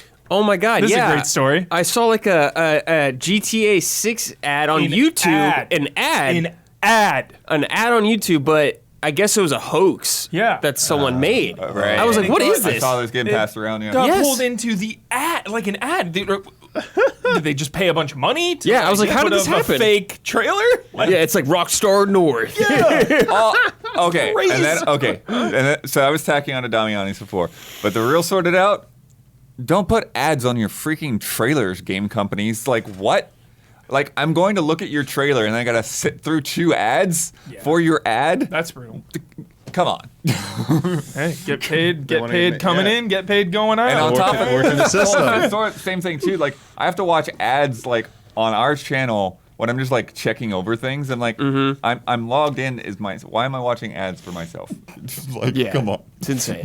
sort of. Those game trailers, what like those extra ads you're watching, those extra trailers, probably for the other games too. It's like, yeah, why don't you check out this one and this one, then come back and watch the rest of this new trailer. It's like when you see a Marvel That's movie, for you some see weird 3 Marvel pillow or trailers. something. My sort out is just, game controllers in general. I just feel like are so Oh. much more complicated nowadays, but Yeah. they just break way easier now. Like, Yep. like every console the part I that's have. breaking is the part that's existed for like 20 I know, years. and it's bizarre, Bloodworth. I don't know why this is happening. There's drift. I've had drift on DualSense. I've had drift on my Wii U thing. I've had my Xbox controller just like not work for some reason for a long time. It's been all over the place. And the Please. repair costs These are expensive. they don't want you to repair. They just are want you to just buy insane. another. Yeah, Exactly. Controllers aren't cheap. I think even in a lot of cases, Hubert, if you even are within the warranty period, they'd probably still just give you another one rather than fix it. Yeah. Yeah. It's annoying. It's very annoying. I could understand the adaptive triggers because those things seem yeah. dicey with a lot of use. But mine have been fine for those. Yeah. But the analog sticks. Yeah, the analog sticks. Yeah. Come on. It's whack. All right, I like this one. This is from One Leg Pigeon. Sorted out birds in gaming. I don't want to be a stealth character. Why do they always get the birds? I want to be a barbarian with a giant bird companion / skill. I blame Borderlands for this. Sorted out video games. What an awesome one. That is funny, dude. That is so funny. Hey, good bird companions in Assassin's Creed. Yeah, Yeah. but that's their But thing, it's though. stealth game. Stealth thing. Not when I play the new ones. Well, yeah, you don't have Not to be Eivor. stealth at all. Eivor is not stealthy. No need. This is from Samwise Game Geek. Sorted out. Game cases still have the tabs in the front for manuals, but companies don't include them. Yeah. I miss manuals so much for the price increase we are charged on games. Now they should include one. Sorted out. Bring back manuals. Yeah, it's really sad. They're just gone. Yeah, I feel like, somebody brought up recently too about, physicals being the same price as digital, and Yeah. the reasoning being that like, well, retailers, don't want to be, competing with a lower price or whatever. But it's like, okay, well then Make it nice. make it nice. Make put it something nice. good in the box. agree. People are going to buy physical I agree. without having to go up to like a collector's edition or something. Oh, That's right. I seriously feel bad for kids that never got to read an instruction manual on the drive home after buying a video game. Top 10 experiences of my life ever Reading a manual? on the drive home. Wow. Getting Yeah. ready to play it, you're just like, here we go, dude. Little story prologue in the beginning. Looking at the controls, looking at the character profiles, their blood type. Kind of, yeah. That was just an extreme statement, I felt like, Those for that. were, But okay. 10 out of 10. It was great when they had those, but I mean, Best. it slowly transitioned over time to where like the manual is just like a legal insert. Didn't even like have any of Yeah, that yeah. stuff. It was like a stupid thing that's like, here's the copyright information on like a page, and like here's our phone number if you want to call us or something. But yeah, they started ditching all the cool stuff, and then I think people are just like, yeah, these are just dumb. We don't care about them. So you know what? We're just not even going to put them in there anymore. So. Or if you think that the basic instructions and stuff are unnecessary, then do something else. Yeah. Put the stuff that is cool in there. Like Yeah. you're saying, if it's just character profiles and some neat artwork or whatever, just put a couple of pages of something in there. Yeah. Yeah. Resident Evil, talking about like Rebecca Chambers, Rookie and stuff. It's awesome. Well, backstory. All right, this is from Joseph Caruso. Sorted out horrible PC versions of games not using available technology for no reason. Lots of recent PC releases on PC have had terrible performance issues, even on the most powerful hardware. Yeah, what's going on? To help alleviate poor performance, there's NVIDIA DLSS2, which lets the game run at a lower resolution but upscales it with very minor visual artifacts. Perhaps an even bigger benefit is DLSS3, which basically inserts frames in between existing frames and especially useful for pieces of tech since they can increase your FPS even if your computer is CPU limited, which is a majority reason why PC games have had poor performance lately, underutilizing available CPU threads. So what's the problem? A lot of games recently have not supported DLSS 2 or 3, and from what I understand, it's a relatively simple add to a modern game, especially for those using Unreal Engine. And yet, plenty of games just don't use them. I have a powerful CPU, use it. I have a powerful GPU, use it. Please, for the love of image quality and responsive controls, sort it out. Sales have got to be just so much lower on PC compared to console. That's my only theory for these games. Sure, for some games, I think. They prioritize PS4 and 5, Xbox One and Series X and S, whatever, all that. I think I just saw something about Activision saying that they make more money off PC. Yeah, Call of Duty. Yeah, that was PC? Yeah. Crazy. Just Yeah. for the first time Wow. was doing better than console. How's that even possible? It is. How's that even possible? I don't know. Like Overwatch maybe is probably way bigger on PC. How's that Oh, possible? sure. Some You're games- telling me- Well, Blizzard was like a PC company. You're telling me the First. newest Call of Duty I don't know made about. more money on It could PC? go back to like Warzone. All Yeah, that. maybe more people all in the Warzone. Stuff people are buying on. I'm gonna need receipts on that one. I can't believe it. It was going around. I this can't. week, I but want to read that. I can't believe it. I truly can't believe that. Yeah. Wow. I mean, Wow. They bring up DLSS, which I'm still kind of like on the fence on. Like, it's a weird thing to me because it's sort of like it's like a cheat code for game developers. It's sort of like VRR. Right? Yeah. But I feel like there's still like a lot more room to make this stuff work better, even without going to that route. And like Yeah. the shader compilation nonsense and all Yeah. this. And it's like I don't understand why these components that are so much more expensive and so much more powerful than a console have a hard time running at similar parity to a console game. It's like it feels like to run a game on PC that looks as good as the same game on PS5, you basically have to have something that's twice as expensive. It's got to just be all the different setups, right? It's part of they that. It's part of that. gotta It's part of, tweak that's it. part of the debugging and all that. Yeah. They got to tweak it for like 1,000 different variations, whereas consoles are just like the one. Yeah. But that really sucks. Yeah. It's still shocking when a company that has like a history as being a PC game developer has a bad PC version of their game. Right. It's like, wait, what? Ups and downs. I feel like that's with everything. Yeah, you know? I mean, like Respawn, like they used to be Call of Duty guys. PC Call of Duty originally, Yeah. Ups and downs with PC gaming, Sometimes it's so far ahead of consoles and, getting the best versions of the games. And I feel like right now it's definitely in a rough spot, but they'll be back again. Hopefully, PC gaming will rise again. No concern here. This is from Felipe Fonseca. Sorted out YouTube channels that give spoilers on their titles and thumbnails. That's it. Oh. Scum. Yeah. Scum. Scum. Yeah. Absolute scum. Yep. Yeah. Not much more to say there. Yeah. Hope you enjoy your clicks. But I mean, it's like, couldn't you still get clicks by like, I don't know. Here's spoilers for what you just saying. Hey, here's a spoiler video for you. Check it out. Yeah. I don't know. For sure. This is from the champ. Sorted out EA. Please give Cal a plain Jedi robe look in the next Star Wars game. Yes, the pre-order Hermit bonus is a step in the right direction, but it's not quite there. It has so much unnecessary stuff on the skin. Even Knights of the Old Republic 2 learned from their mistakes. Remember those Jedi outfits from KOTOR 1? No. But there's like a Jedi outfit in Survivor. There's a Jedi like robe thing. It's not like a long robe, but it's like robes like Jedi attire. You just gotta find it. Nice.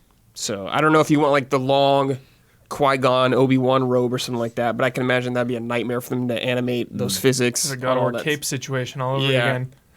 Yeah. Yeah. Yeah, and DLC, you don't want to release everything immediately. Yeah. Like, that's such a cool thing to grab some headlines, get everyone hyped again on Jedi Survivor with, like, not having to do some big expansion or something. It's like, hey, we're adding new cosmetics for Cal, They new did that hairstyles. in the first game. Exactly. Yeah. Just throw some shit in there in a couple months to get it back in the spotlight. Yep. All right, this is from Tokyo Splosion. I'm curious how you'll feel about this one. Oh, jeez. There's too much cooking in games. I don't want to scour the world looking for recipes. Don't want to scavenge for food scraps to make stuff. Don't want to go through the trial and error of cooking bad shit. And certainly, my least favorite part of Breath of the Wild has been having my playthrough come to a halt every few hours or so to spend time throwing shit into a pot so I can get healing items. Please, Tears of the Kingdom, please, no cooking. I am ready to be disappointed by the game in this regard, but sort it out.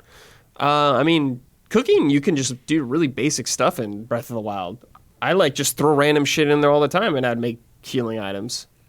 It doesn't take long. It's so chill. Yeah, it's so you chill. can make pretty This crazy is not fucking stuff. Stardew Valley. Breath of the Wild is so chill with cooking. Yeah, I threw in 3 pieces of meat and some random vegetables or whatever, and it's just there's some food that you can eat. It's pretty easy, but I mean, I get it, I guess. Shout out to Like a Dragon Ishin cooking as well. Yeah. Yeah, it's a funny thing Yeah. because I feel like it's something where, if you're super head first, all the way into a game, it's cool and you enjoy that time to take that break or whatever. But then I just hopped back into Breath of the Wild recently for the Champions Ballad to wrap that up before I played Tears of the Kingdom. And it was I was actually feeling that. It was I don't want to deal with cooking right now. Oh, I feel like cooking is so quick in that game. It takes a minute, and I barely had to do it in the game. But teach their own. I would like if they had a recipe book though in your manual. Yeah. That'd be sick. I think that would be helpful rather than trying to remember. It's that guy gave me that hint about that thing. Yeah. Or there's a recipe on the in the side of a stable somewhere about how to make. Breath of the Wild wants you to do one thing. Chill. Yeah. Chill out. Chill out, We dude. don't need to rush. We're tired of it. We don't need to rush. Okay? Weapon durability, just go find another one. They're everywhere. Cooking, just take a beat. It's not a big deal. Weapon durability now, you just go find a random mushroom and stick it on your sword. Exactly. And you're good to go. Yeah. Refresh that durability. Yeah. Yeah, I can imagine a fight. It's breaking. It's where's a pebble? No, a pebble on here. I better see a picture of you putting a rock on an axe. Oh, 100%. Rock axe. Yeah. You just make top 10 axe concoctions video Yeah. for us. That'd be Okay, sick. it's time for Keep It Up, which is the exact opposite of Sort Out. Something we're very pleased with in the gaming industry. You boys pleased with anything? Feeling pleased? I said mine. It was Yeah, you auto said yours advance. earlier. Yeah. Keep it up. Auto advance. Text auto advance. Yeah, that's a good one. It's definitely a good one. Also, all the great subtitle options and character who's also saying the character who's speaking is always great. Oh, yeah. And text log. So Atlas games seem to always do this, and Fire Emblem games do it, where you can just stop and go back, oh, who said that, and then play the audio as well. It's that's so nice. Love that stuff. Playing the audio as well. That's nice. Yeah, because a lot of times you just kind of get the list. Yeah, going back and hearing the line delivered again, so good. Yeah. Yeah. Yeah. I mean, I don't know specifically right now, other than it's just I don't know. It's weird because it's I feel overwhelmed with the amount of games. Mm-hmm. It's right now the gaming industry is just flooding us. Most of all time. Yeah. This May-June period is no, stop. The Outlast Trials is going to early access. What? Stop. Most of all time. Yeah, it's insane. Amnesia's right after that. That's insane. Diablo's right after that. Street Fighter's in there. The industry knows something we don't know. Yeah. It's crazy. They're rushing stuff out. Oh, no. Why? What's going on? Oh, Get it out. Get it out. They're not even all Russian. I mean, just even this Donut game. This is good stuff. Yeah. And Dredge. it's man, how many fit this game in now? Too many. It's one at a time. Yeah, Picking chill. games for this show is crazy. That's all Yeah. you can do. System Shock. It's another one. Oh, yep. So many. Put that request in. Yep. Oh, man. People telling me to watch One Piece. You should watch One Piece. So many games. You should just throw some of those games aside. I'll be playing Zelda. Yeah. That's good. All right, this is from Sneed. Keep it up. Armored Core 6 was officially announced in December and is out in August. I wrote a Sorted Out recently about not wanting to have games announced any more than 6 months before they are ready to be released. Missed it by a little bit, but still, that's way better than most other games. Yeah. By the way, Brad, when you read that Sorted Out, you said, this must be a bitter Silksong fan. You were right. Silksong, it's coming. It Coming. is someday. June. All right. This is from Cooldown Gaming. Parry mechanics in games. After RE4's successful rework of Leon's knife, I can say for me personally that I need this system to return in every Resident Evil game moving forward, and that not having it will feel like a major downgrade. This got me thinking about how satisfying a perfect parry is to pull off in any game, be it Sekiro, God of War, Ghost of Tsushima, Metroid Dread, etc. I think parrying has earned its rightful place alongside grappling hooks as one of the few mechanics that instantly make any game better, and I hope developers continue to perfect these systems in the coming years. Find a way to give Mario a parry. Love parries. Mario. Say, Yeah, we do love parries. Sonic have a parry in Frontiers? I or- can't remember. Not sure. He's got a lot of Using wild the stuff. Cape Sometimes, against the Koopa shell. Yeah. sometimes What is a parry? I get a little scared because parries are so powerful, and it's like the entire game can be built around that one mechanic. Like all of the combat is like, okay, attack and parry, that's it. So I think of something like, it's way different, but like Doom Eternal or something that like has no parry. It's all about just using every single tool you have. So yeah, it's interesting. Yeah, I don't think it's an auto win necessarily, but it can be really used really well. Yeah. Like Sekiro, the bolt The gold combat you standard. just said Gold is standard. attack and parry. Gold That's like standard. the bait. That is like. parry. But then core there's of like the game. jump and the Makiri. I know, but I'm Yeah, saying like yeah, that's yeah. the main thing. For sure. It's gotta be done right, for sure. Yeah, I think part of that too, Huber, just comes down to enemy variety, right? Yeah, definitely. Yeah. Like, oh my god, the like Voldo dudes in Sekiro, where it's like you have to parry like 7 times in a row because they're just like, Oh my god, yeah. it's like, oh my god, shit, yeah, it's so insane. Those claw guys, yeah. Yeah. Meet your maker. You can knock the bullets out of the air. Love that. They don't fly back at the Can enemy. you but cut one in just- half? I don't think it. Okay. They're like crossbow bolts basically in that game. Sick. All right. Mario did have a parry. You said the cape, right? Yeah. In Smash Brothers. Yeah. Yeah, turns you around to the attack. Yeah, Sick. forgot about that. It's from Joey Traverso.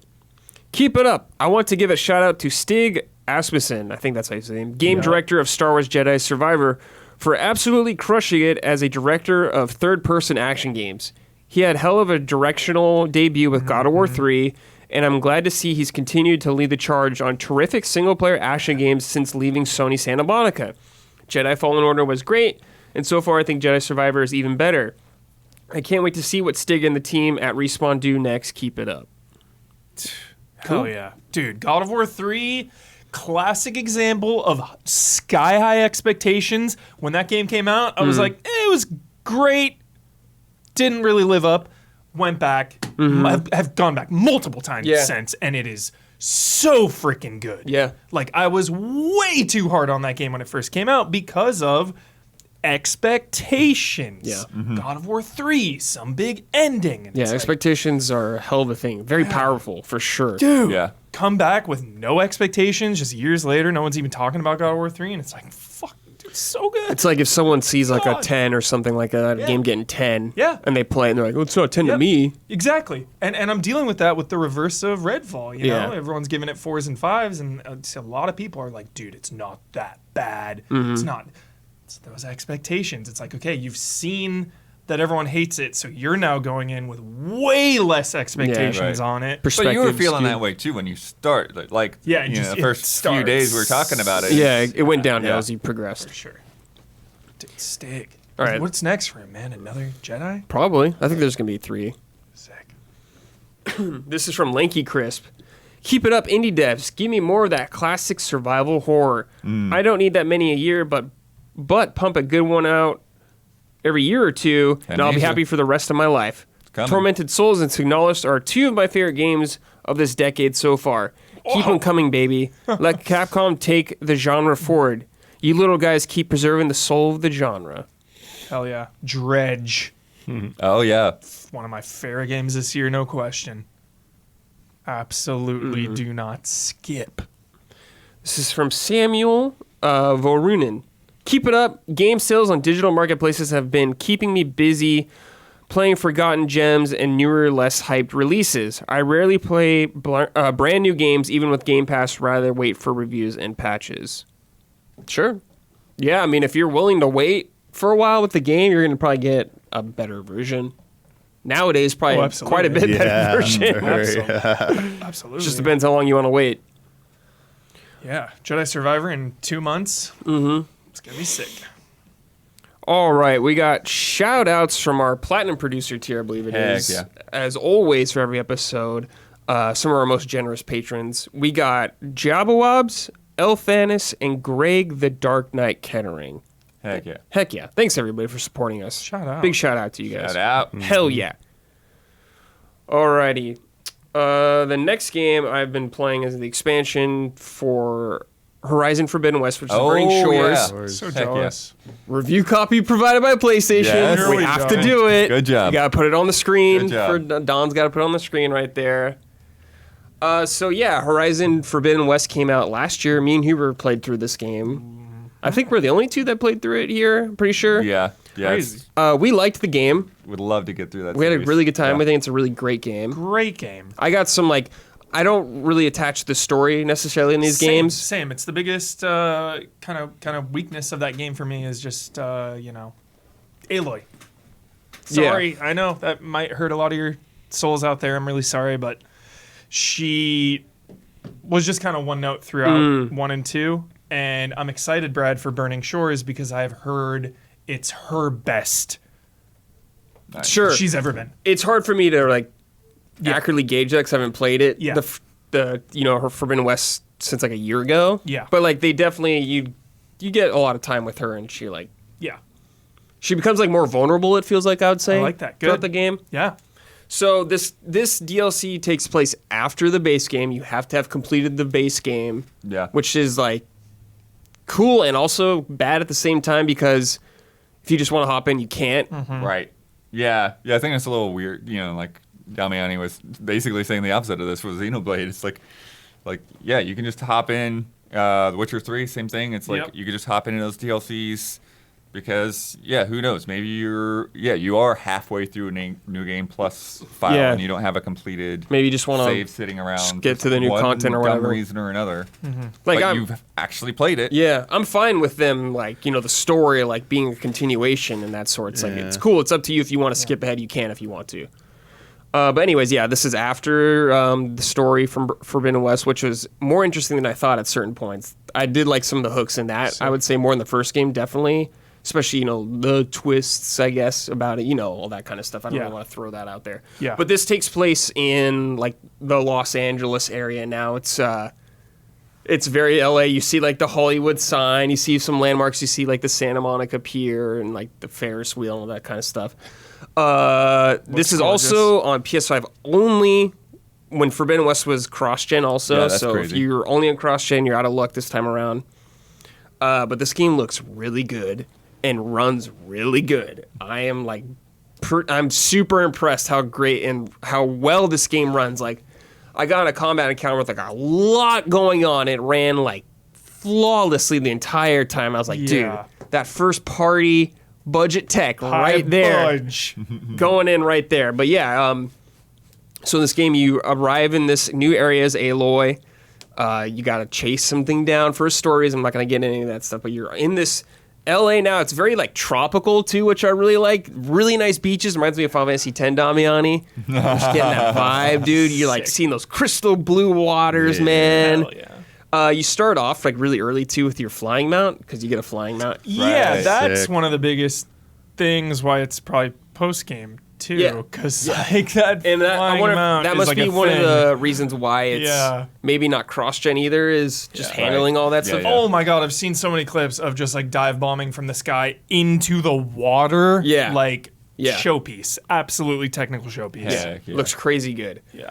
I haven't finished it yet, so I'm not sure all that kind of stuff. But I will say when I hopped back into this, it had been like a year, so it took me quite a while to get back in the swing of things. And I feel like I'm maybe a little underleveled in some of this an extent, because I was fighting a boss and he one-shot me. I was like, oh, he did a move that killed me in one hit. I was like, oh my God. Excellent. So I was like, all right, dude, okay, just got to get back in the swing. It's been like a challenge to like remember, because in Horizon Forbidden West, you have a lot of stuff you can there's do, a a lot of lot of Were tools. you level cap going into Burning Shores? No. Oh, okay. No. I beat the game and I did a little more after it. So I'm like a couple levels under, I think, the recommended, maybe like 2 or 3. Okay. And then But like maybe that's I good. just got to level up a little bit, which is Sick. totally fine. I'm just Love saying that. that's what it's been like so Yeah, far for that's me. awesome. But there's been some cool enemies, some new enemy types, and like kind of some annoying ones too, where I'm like, why are you doing this to me? But I get it. There's like a cool thing. There's like this frog thing now, dude. A giant frog guy like hops around and he has like acid and he leaps high in the air and That's lands awesome. on you. But there's like these eggs, like in some areas that just hatch and like drones come out of them and attack you. And there's a lot, dude, sometimes and you just get overwhelmed. I see what they're going with, but I think it's kind of annoying to an extent, Yeah. but it is super cool. Maybe it's just trying to give you more reasons to use different weapons. Sure, yeah. Because I use Like I'm saying, like I fell back on 1 or 2, right? yeah, totally. But have, like, have you experienced that? Yeah. It's like, oh, maybe I should use this. I've been experimenting more just because I feel like I have all these things and I should just try them out again because it's been so long. But Yeah. on the other hand, it's been so long, so I don't remember a lot of things like that. Yeah. Yeah. But, they even before launch they had like a little trailer. It's like, hey, Yeah. here's some tips for getting ready, and it was basically just like, Yeah. play the game a bit and do some side quests. Like, remember how this game works. Yeah. Big part of the game is, of course you're Aloy, but you have this character with you a lot of the game called Seika. She's from like a local tribe and all that stuff like this. So this is where you get a lot of the narrative stuff of, they spend a lot of time of their relationship, kind of like how it grows and all that stuff, you know. They don't trust each other really that much at the start, but, you know, of course things go on. They get closer, start to trust each other. You see Aloy more vulnerable throughout all this kind of stuff. So that's nice Want to it. get more of that. Yeah. Need it. Because, you know, Aloy for us, a lot of it was just like, gotta pick up this thing right here. Yeah. Whatever. I gotta do this on my own. I gotta do it alone. I gotta save the Yeah, world. but this time I gotta it's do like it alone. she's with someone a lot of the time, so it's very I'm going refreshing. to save the world. Yeah.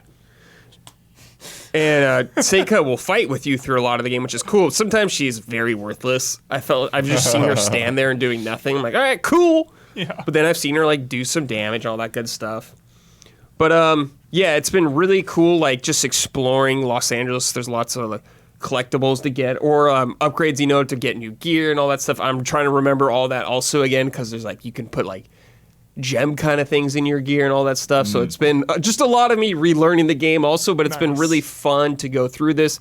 I think some of the new enemies they've introduced in the game are super cool, like the frog I really like. I think he's really sick. That sounds awesome. All that good stuff, battling robots is super fun. There's some side quests. I haven't done a lot of them. One of them, there's a returning character in one of them. Nice. I didn't remember who they were, but Aloy and them clearly remember who they were. But I was just chalking it up to me being, again, I've been out of this for so long, I don't remember. Are you from the first game or the second game? I don't even remember. But you're back. It's cool, you know, got all that good stuff. There's the puzzle solving, you know, you go Yeah. down in some areas, you know, like move a box, you like push a train or something like that. Just some small little puzzles, but it's been really good so far. I am enjoying It's More Horizon, but it's very good at what it does. It's very solid. I think it's $20, which is I think a reasonable price for what they're offering. Yeah. I've played like 5 hours or 6 hours maybe, and I'm still not done yet. So Nice. seems pretty cool. The Iki Island of this, I would assume, Nice. not as strong to me because I think maybe I just like Ghost of Tsushima more as a game, but it's along those lines of just like Yeah. this is good stuff right here. Jin's Guide. But yeah, I definitely need to finish it to see where the story goes because there's definitely going to be Horizon 3. Absolutely. Yeah, I did Frozen Wilds way after Yeah. the fact. So this one, you know, Zelda, then I'll get to it. Definitely. It is so high on my list. But I was like, I can't start this again. Yeah, but it's like whenever you decide to go back there, it's very solid, really good, Awesome. really good, and it is a showpiece. If you want that PS5 showpiece, there you go. Nice. It's a nice one. Okay, we had some couple emails, so I should read these. This is from Neo JD. How do you feel about the writing in Burning Shores? Personally, I felt like it was weaker than the main game. The main game did a solid job of building up the characters in your crew, while the DLC felt very heavy-handed in trying to make you like the main character they introduced. The whole time I just wasn't invested. Yeah, I guess the story around this DLC is much more focused just on these two characters. That's Aloy and Seika. my wheelhouse. And so you I'm know, hyped. Forbidden West, it was like, here's all these different tribes or whatever coming together, kind of thing like that. A huge epic. I think Yeah. for the DLC, it's appropriate. You know, it's just a smaller story all around. I usually like, more grounded, intimate stories more than, big, huge factions and wars. Like, that's why I always prefer Fellowship to Return of the King. That's always the example I go to. Not that Fellowship or not the Return of the King doesn't have some fucking Frodo and Sam shit, but it's like just so massive. I like the small, intimate, focused bonds. Yeah. But we'll see how I feel when I'm finished with it. I don't know how it'll wrap up. Maybe it'll end and I'll just be like, that doesn't seem weird or anything like that. But I do remember in Forbidden West just kind of being like, let's speed this up a little bit. Yeah, definitely. Yeah. All right, this is from Dragon Hunter. Hey everyone, I bought Burning Shores lately and played for 2 hours or so. Am I just bad or is it really hard? First mission, I just kept dying. Those damn flying drone things aren't helping much, and I just got frustrated and put it on easy. But now it's way too easy. I tried going through all the menus and had like 50 things with different buffs with 50% this and that's 20% and decided to turn it off by that point. Jeez. Are there any games for you where you just got overwhelmed by all the options? Are you still having fun sorting through tons of coded objects to find specific buffs? Yeah, I guess I've just been like slowly doing that, like introducing that more as I go. I'm not trying to do it all at once. Yeah. Right. Because I know if I just do it all at once, I'm going to hit a wall and just going to like, everything's going to grind to a halt, and I don't really want that to Yeah, you want happen. to see what the difference actually is and whether it works for you or not. Yeah. Yeah. But yeah, I totally get that. I pretty much did every single thing you can do in Forbidden West, so I wonder if that would help going in with like max gear and level Maybe, yeah. and, Right. and whatnot. Yeah. Yeah. I wonder if they just expect you to have Maybe, yeah. done everything. It's like, hey, this game's been out for a year. Mm-hmm. Like, let's give the player something to do. Yeah, that does seem to be like one of the main reasons that they've done it the way that they have. Is like, it's not just a story thing. It's like, no, you need to be like bring your stuff with you. Yeah.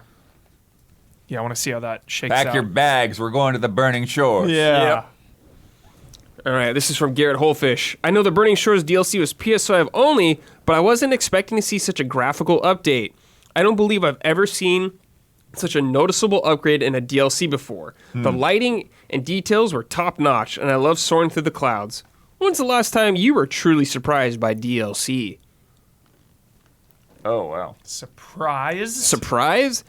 I don't know. Maybe I ended up liking Iki Island way more than I expected to, I Fucking think. Iki Island is the GOAT. Just because of like a lot of the story aspects. fucking Iki Island, dude. Oh my god. Yeah, that was really awesome. 10. Really I'd loved give it a 10. If I reviewed that DLC, I would have given it a 10. I'm not even kidding. I'd give it a 10. As far as DLC goes, it's perfection. very good, yeah. Absolute perfection. Nice. Surprised. Surprised. You're surprised by any DLC? Blown away. I'm sure I have it. Yeah, it's just the if it blank, comes the blank to you or question. Yeah, I mean, obviously the Witcher expansions. Ooh. Oh, yeah. That's a good one. Yeah. God, blood, of course. Hopefully, There you Phantom go. Liberty will feel that too. Of course. Blood and wine, dude. Yeah. Blood and wine. Hearts of Well, especially because it felt stone. like, it's like, oh, that story is done. But it's like, oh no, we're going to give you some other stories. And, Yeah. and it feels like it makes sense. You Yeah. know, just go on a new adventure. Totally. Yeah, I don't know about surprising. I mean, we always talk about our favorite DLCs, you know. So obviously, like Dark Souls and all that. But, Yeah, sure. they weren't really surprising. I guess it's surprising that one of my top 3 boss fights is in Dark Souls 2 DLC. Yeah. Sir Alone. Yeah. Unexpected, I guess. Yeah, sure. It's one of the best in the whole franchise. All right. Blood, you've been playing Everspace 2. Yeah. Tell us about it. I've been hoping to get to this for a little while. I put about 6 or so hours Oh, in so nice. far. This game looks sick as hell, Blood. Yeah. I'd probably love this, huh? Yeah, and I'm Yeah. just like and I could tell like where I was like wrapping up last night. It's like, oh yeah, I'm just scratching the surface on this one. Dude, I want to get in there. But yeah, so I never played the original Everspace. Apparently that was like full on like roguelite. and all of that. There's some comments in the story that I think might tie back to that a little bit because they're like, it's like your character is like talking to the other guy, and he's like, yeah, he was a clone, and then like generations of like memory getting transferred back over, but he's the last one or whatever. It's like there's no more second chances. He's the So it's interesting that it's like they kind of like the last Snoke. Work the roguelite nature of the game into this guy's character. But I don't really know the full context since I didn't play the first game. Interesting. But this is more of like, no, this is like a set RPG universe to go through. But it's all in space. And I think the thing that sort of attracted me to it is because like I feel like a lot of space games that are out there where you're flying around and all these different systems and stuff is like they get like really like heavy management sim kind of stuff, right? You know, talking about like Star Citizen or like even No Man's Sky where like you're building a lot of bases and stuff like that. And like now this game is about flying around. You know? But then, people have also like kind of compared it to Diablo because it's like you're flying around and you're upgrading your weapons, you're finding new weapons, you're like salvaging orange and purples and greens and blues. Yeah, that stuff's in there. Although I think it's like gray, green, blue, pinkish purple or whatever. What game started that? The first game I think of is like WoW. I think of like WoW. a WoW thing, I think for of WoW sure. like no matter what. Yeah, For Damn, sure. dude. it might have been Diablo. Could have been. Yeah, I can't remember. But in terms of like that many colors. But I it's feel like, specifically like green, blue, like the tier progression of like green being okay, blue's better, then like purple, then orange. because Diablo has like a couple, but I feel like WoW really like made a bunch. Yeah, but it's cool. Like the story is a little like on the goofy side, and that's fine, But you've got like this uneasy alliance with this guy. He's got like a base, like a little hidden like derelict base or whatever, and your buddy, he's been injured, and so like, okay, you take him to this place, you put him in cryo sleep, and it's like Cryo, dude. and like we need to like, get the base back in order to like get him like the medical attention he needs or whatever, and so. So like one of the first missions you do is you like fly out to these different systems and get the, I guess they're like. Is it top down? Radar? Yeah. No, it's behind the ship flying around. Okay. Yeah. So you go out and like kind of essentially get these like radar jammer things to like kind of cloak, your position from, the outlaws and the corporations and stuff that would, because you're kind of running from the law a little bit. Yeah. Although your guy is a little chaotic, it's like. Oh, yeah, look, there's this whole, like, cargo shipment going through here. I'll just steal this medical part from them. And the other guy's like, what are you doing? You're just going to attract everybody to where we are. Dude, I want to play this so bad. It's a little bit different than, like, say, like a Star Fox or a Rogue Squadron in that, like, you don't have, like, that constant, like, pushing you forward. So it's like, if you let off the control stick, you're just basically just going to, like, stand in place, hover in space. Yeah, and so like you can like fully like circle around planets and stuff like that.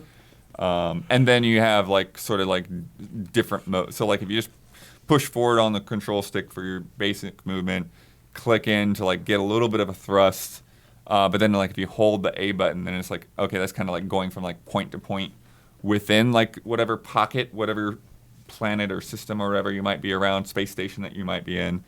And then if like you hold the Y button, then you like jump in between, and it even switches to where like okay, if you're looking out at the horizon or whatever, it's like okay, I want to go to that spot, and then you click on it, and then you start the jump and you go out that way. Sick. But what's interesting is while you're kind of going in between these different systems, sometimes you'll see like an unknown signal or an unknown location or a distress call or something. And I think some of those locations are like real permanent locations, and I think stuff like the distress calls are just kind of like there's like a quick like situational thing. So it's like you go there, you go check out this thing, and like you'll never be able to go back to that spot again. And I've had like enemy bases to take down over there. I've had like ships that are like stuck in a minefield, and like you basically have to like very slowly like fly up to the mines, grab them, and then like chuck them out of the way Super one cool. by one without blowing up the ship that you're trying to save.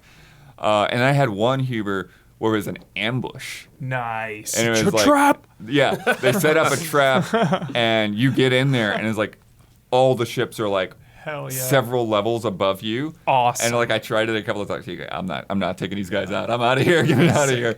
But I've had the reverse as well, though, where it's like you go in, and it's like, oh, he can tell like as soon as he gets it. Oh, this is a trap. They're trying, and then you go up to the beacon. And Super like cool. take out the beacon and then take out all the guys that were trying to ambush you. But there is like a lot of just like flying around like old like busted up spaceships. There's some of them are even like almost like dungeon mechanics. Ooh. Like I had this one where like the shields were up and like the doors were closed and stuff, and so it was like kind of had like smash some like power things for the shields, and then like kind of grab this battery thing and then kind of like kind of throw it through a gap to get it to connect, and then open up the big doors on the other side. And then you find like a chest that's got either some resources or a gun or like a module, and there are even what they call commodities that you can basically, you don't do anything with them, but you just sell them to traders. But you'll have like clothing or like mining parts or stuff like that. One of the most funny is I came across like a crate full of ramen. Jolly. But depending on the trader and the zone that you're in, they'll have different demands Prices at different and times. that's So cool. it's like could be in high demand or low We demand. need some food. You could potentially like kind of game the system and like buy something cheap from one trader and There then go you sell it off to another one. Yeah. And I just got to, because I've just been like floating around asteroids and stuff and old space stations, but I just got to like an area that was like, oh, this is actually on a planet. Because I didn't think that there was anything like that. Yeah. And it's like this desert planet, and like these outlaws are in there giving them You can't get out of this trouble, ship, though, and the right? corporation doesn't care, and they're leaving us to fend by ourselves. Yeah. And so you fly into these caves and take them out, and then that same place, like that's where you've got like these extra like layers of stuff to get at, and it's like, okay, now there's a ship trader here, and like now I can save up and like buy other types of ships. Nice. And they all have like different like Sounds so fun. situational purposes. Like some of them are more close range. The one Sounds like, addicting, Butterworth, just like upgrading your ship and stuff. yeah, because it's like you go from like kind of like these basic things, and you just kind of like get these layers onto things. So your starter ship, like you've got 2 primary weapons and then like 2 like missiles, essentially secondary weapon slots that you can like swap in and out whenever you want. Like even during combat, you can just like pause and swap weapons if you need to.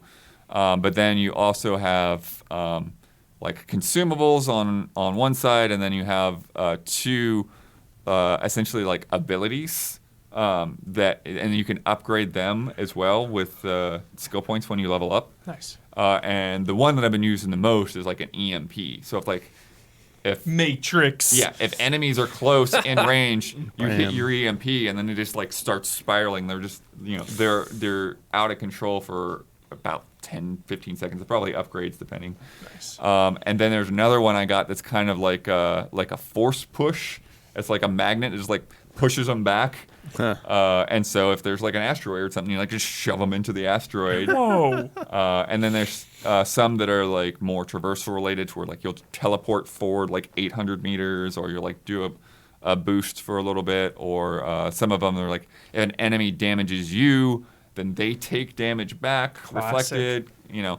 But then when I like was going through these other ships, and I like bought my like second ship, which looks kind of like an X-wing, which is nice. One of the differences with that is that it traded one of the other slots. I forget what it traded. I think it was like maybe one of the consumable slots or something for an extra primary weapon slot. So now you can like quickly tap between 3 weapons, and those could be really different too. So it's like you've got a like railgun, you've got like a big autocannon, which like actually used the autocannon a lot for like mining, because like you fly around an asteroid and like, oh, there's like a chunk of iron or something, Yeah. and you're just Gatling gun, and just. All right, I've got iron now, and it actually feels pretty good. Sick. Well, this is near the top to of my shoot list, things for to sure. mine them. But then like flat cannons are nice to like clear out like minefields and that kind of thing.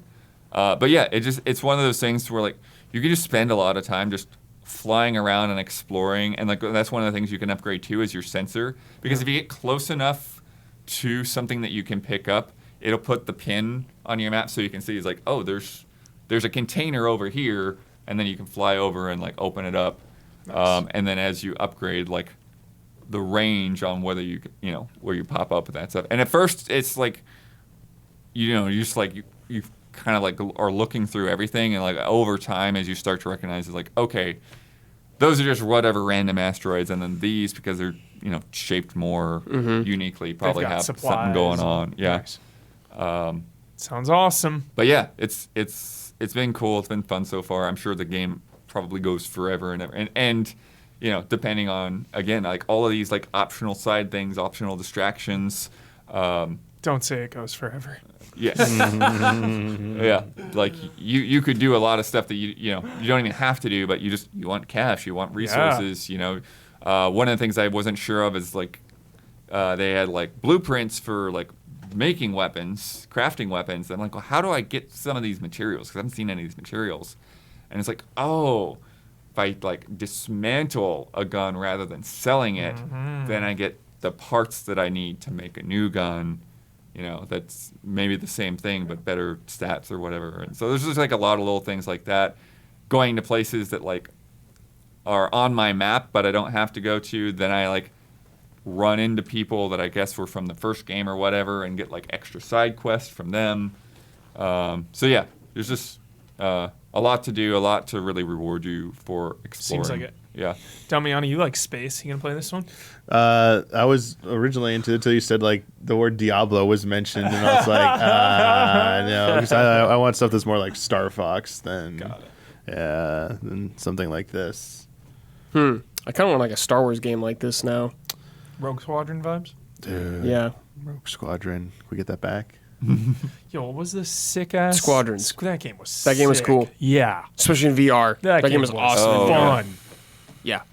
Yeah, I mean, I think you might still like this, but it's definitely more RPG. But at the same time, it's not as crazy like trying to simulate all this kind of stuff. Yeah. It's still more on the arcadey side in terms of combat and all of that. Yeah, invites me in. That invites me in big time, for sure. Back in. Not like some like Eve dogfights aren't thing. super crazy. Yeah. Yeah, Just need Ace Combat in space. What was it? I can't think of the name. There was like a space game that came out a little while ago. It's on like PS Plus. It was more like action arcade style. You're just flying around, shooting, blasting. Forget the name of that one. Damn it. You had like kind of a big, long looking ship. Oh, there's one thing what's interesting is there's like 3 basically like health bars. So like you've got your shields, and then you've got armor, and then you've got health. Yeah. So when you first start out though, you don't have the armor yet. You only get shields and health. And then I was exploring so much that I got the plating. They call it plating, which is your armor. And then I got to like whatever like story beat in like, which was still essentially a tutorial. And it's like, hey, here, put this plating on your ship. It's like, oh man, I've already got plating. Too ahead of the game. Already took care of this. Ahead of the game. So it's funny that the dialogue actually recognized that. Oh, that rules. Okay. Damiani, you have been playing Advance Wars. Yeah, he 1+2 has. Reboot Camp. You finished the first game, right? You're on the second game now. Yep. Nice. Okay, let's hear about it. Yeah. So more Wait, thoughts. did you fully finish? Because I remember last time I talked to you, you were like, maybe I'm just gonna go to 2. No, so at that point I did jump to 2, Oh, but then I went back to 1 Oh, okay. and finished Finish it 1 off. because I saw what the spoiler. The spoiler? The spoiler. Wow. I won't say who, but like the main villain behind the scenes of 1 is like literally like they're back in the beginning of 2. So like the opening of 2 is like, oh, they're back. This is Dr. Robotnik. it's the Black Hole Army. The Red Ribbon Army. They're the villains of the second one. They're technically the villains of the first one. Like it's like this is not like this game. The games are not like story heavy. They do have story, and they have their character. They have their characters. They're very one dimensional characters. They're all like cliches. That's the style of it, and it has like VO and stuff like that. So like I can see how people get attached to the characters for sure. So I'm not trying to dismiss it, but it is nowhere near trying to do what like Fire Emblem is doing. Right. These games, like we reiterate that, and like I have some new thoughts about like 1, and then like I talk about 2 as well. I think the biggest. So here, some things. We went over Advance Wars 1 the last time. Went over the fundamentals of it, so I don't really need to get back into it, other than it is a strategy game. The biggest. And you just have to like defeat the other. There's 2 conditions for victory: either destroy all enemy units or capture their headquarters. That's the first game. They do have tutorials, so I went over like how like it felt like a little bit more like complex than Fire Emblem, and they definitely have tutorials. I think the problem with this game is there's a lot of quality of life issues I talked about last time. It's just.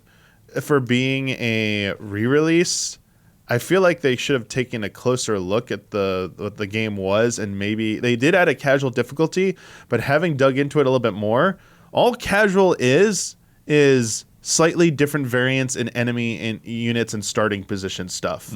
It's not like you do more damage or take less damage. Everything still does the same damage output. It's just like maybe the enemy has like 1 less of this vehicle to start with. So that to not beat around the bush, they needed a rewind mechanic. There is a reset your turn, but there's nothing as like Fire Emblem Adventures. I think this is why so many people enjoy Fire Emblem now, is because they're nothing like the old games. Advance Wars is like the old Fire Emblem where there is no retry, there is no nothing. It's like you fail, you can restart the turn, but like you'll quickly see like one wrong move like just spirals into like you failed, and it's like, all right, I need to go back more than just this turn. I'm screwed. And you can't do that. You have to yield and restart the mission. I yield. Yeah. For a game that I think is trying to get newcomers to join in, this is not newcomer friendly. No. That is the biggest fault of Advance Wars, is that it's not newcomer friendly at all. Nintendo. And to support my argument, Nintendo had to put out a video trying to say, here are some tips for newcomers because this game might be a little too hard for newcomers. It's like, no shit, Sherlock. Like this, like you really needed to like put like they needed to have like what Fire Emblem has, where it shows like go back multiple steps, and like I need to go back to this point. Like this unit is like fucked over here. I needed to do something different with it, but it's multiple turns back. Can I go back to that spot for an easy? I'm talking like they have their normal, their classic, like leave their classic in for people who are like ready to do that. But to get for the training wheels, they don't really give you training wheels in this game. Casual is not sufficient enough. You might as well just play a classic at that point than casual, in my opinion. You're not like really getting. So the reset turn option is new to this version too. Okay, so that wasn't even in the original. Okay, it's like not. It's something, but it's not nearly enough. Not being able to perma-toggle radiuses for enemy movement and enemy attacks. We talked about that last time. It's just very problematic. And generally there's I'm just gonna call it, the mission numbers are different in the reboot camp than the original, because I guess they added missions. But like mission 19, whichever variation, because some missions you have different commanding officers, and they have like their, it's their not ult and all that. Yeah, they have their unique ult, but like also the layout and of the maps are completely different for some of them. So for like mission 19, it's against Drake from Uncharted. No, from the the Green Earth army. It's like Hawk's friend, I believe. Hawk, right? Eagle or Hawk? I'm getting 1 and 2 confused. But Eagle and Fang. He's like peerless in naval combat, and you have to take him on in 1 of 3 different variations. So you either go as Andy, Max, or Sammy. Those are your 3 main COs and the 3 main characters in the first game, and they're just wildly different. So like I struggle with one, I try to go another one. it's cool that they give you different variations to try. You just have to complete one to advance. I think I spent like hours. Like I was like, this was after I talked to Huber. I went back into this mission. I like looked up a video, and RNG and enemy movement made the video guide pointless because I did exactly what they did in the opening 2 turns, and the enemy did something different, and it spiraled. It became a death spiral. Like like their naval fleet just rolled in on me and like destroyed me. I was like, wait, what? So I was like, forget. Okay, videos are useless. I'm not using this. Get out of here. So I picked one and I stuck with it for like 2 hours and finally beat it. It was like probably the hardest mission in the game besides the final mission.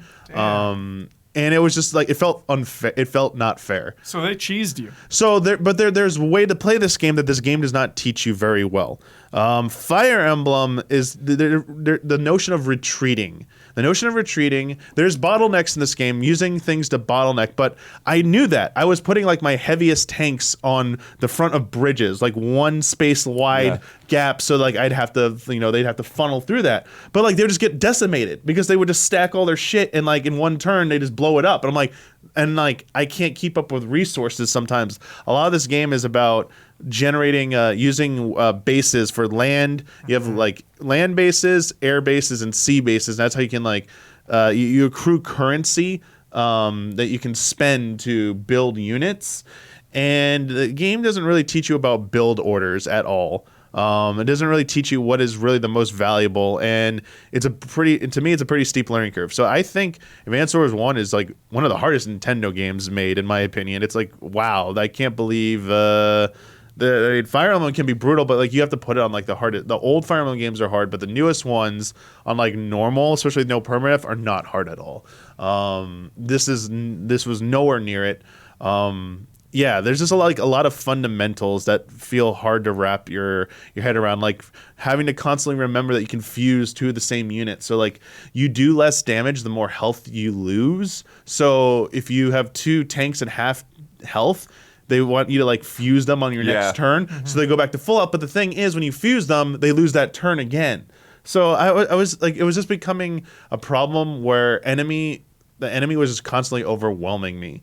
And I started to learn that like the whole play on the defensive, like that is one of the things I don't think they teach you very well. Sometimes you need to pull back drastically and waste a few turns to recover.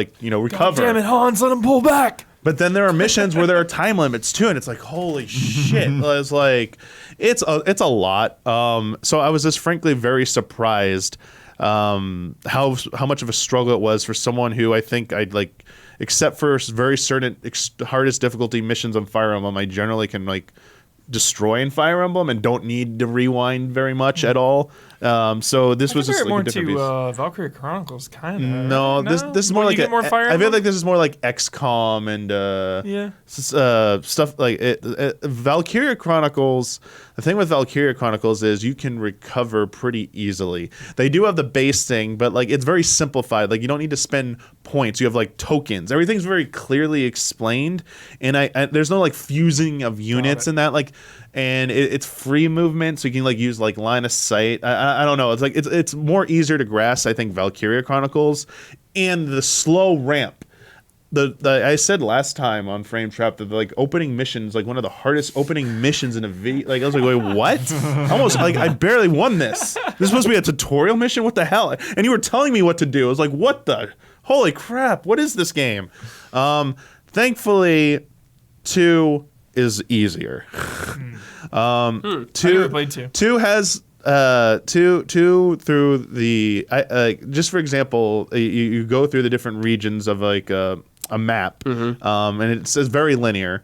2 through the first and major region, which I've been told is a tutorial region, but just as I said before, some of the tutorial parts in 1 were kind of hard too. So 2's first entire area was like a cakewalk. Sure. The final mission actually had like I did fail it once, but I knew exactly what I did wrong. I was like, oh, I need to be doing this. Like it was crystal clear. I was like, I'm wasting my time doing this. Like you have to like I'll explain this. Like you basically had to destroy a pipeline. But I was trying to take out something first. It was like, that's futile. Don't waste your time with that, man. Like, go for the pipe. Like, devote all your resources to kind of like building like a wall, shield wall, to let a unit get up there and just do its thing, and like keep sacking units and keep like you need to hold off the enemies from reaching that area so they can just like have enough turns to do their damage. Where I was trying to like take out enemy bases, and like they basically fortified the area near the pipe, and it was like no chance I was going to be able to make it there alive and damage it. So I was like, I get it now. So yeah, 2 kind of tones down the difficulty a little bit, at least through what I've played. They also they still don't have like the rewind or any of the quality of life things I'm talking about, but they do some changes. They introduced new types of units, so there's a little bit more like variety. The first one they introduced was like called the Neo Tank, I believe.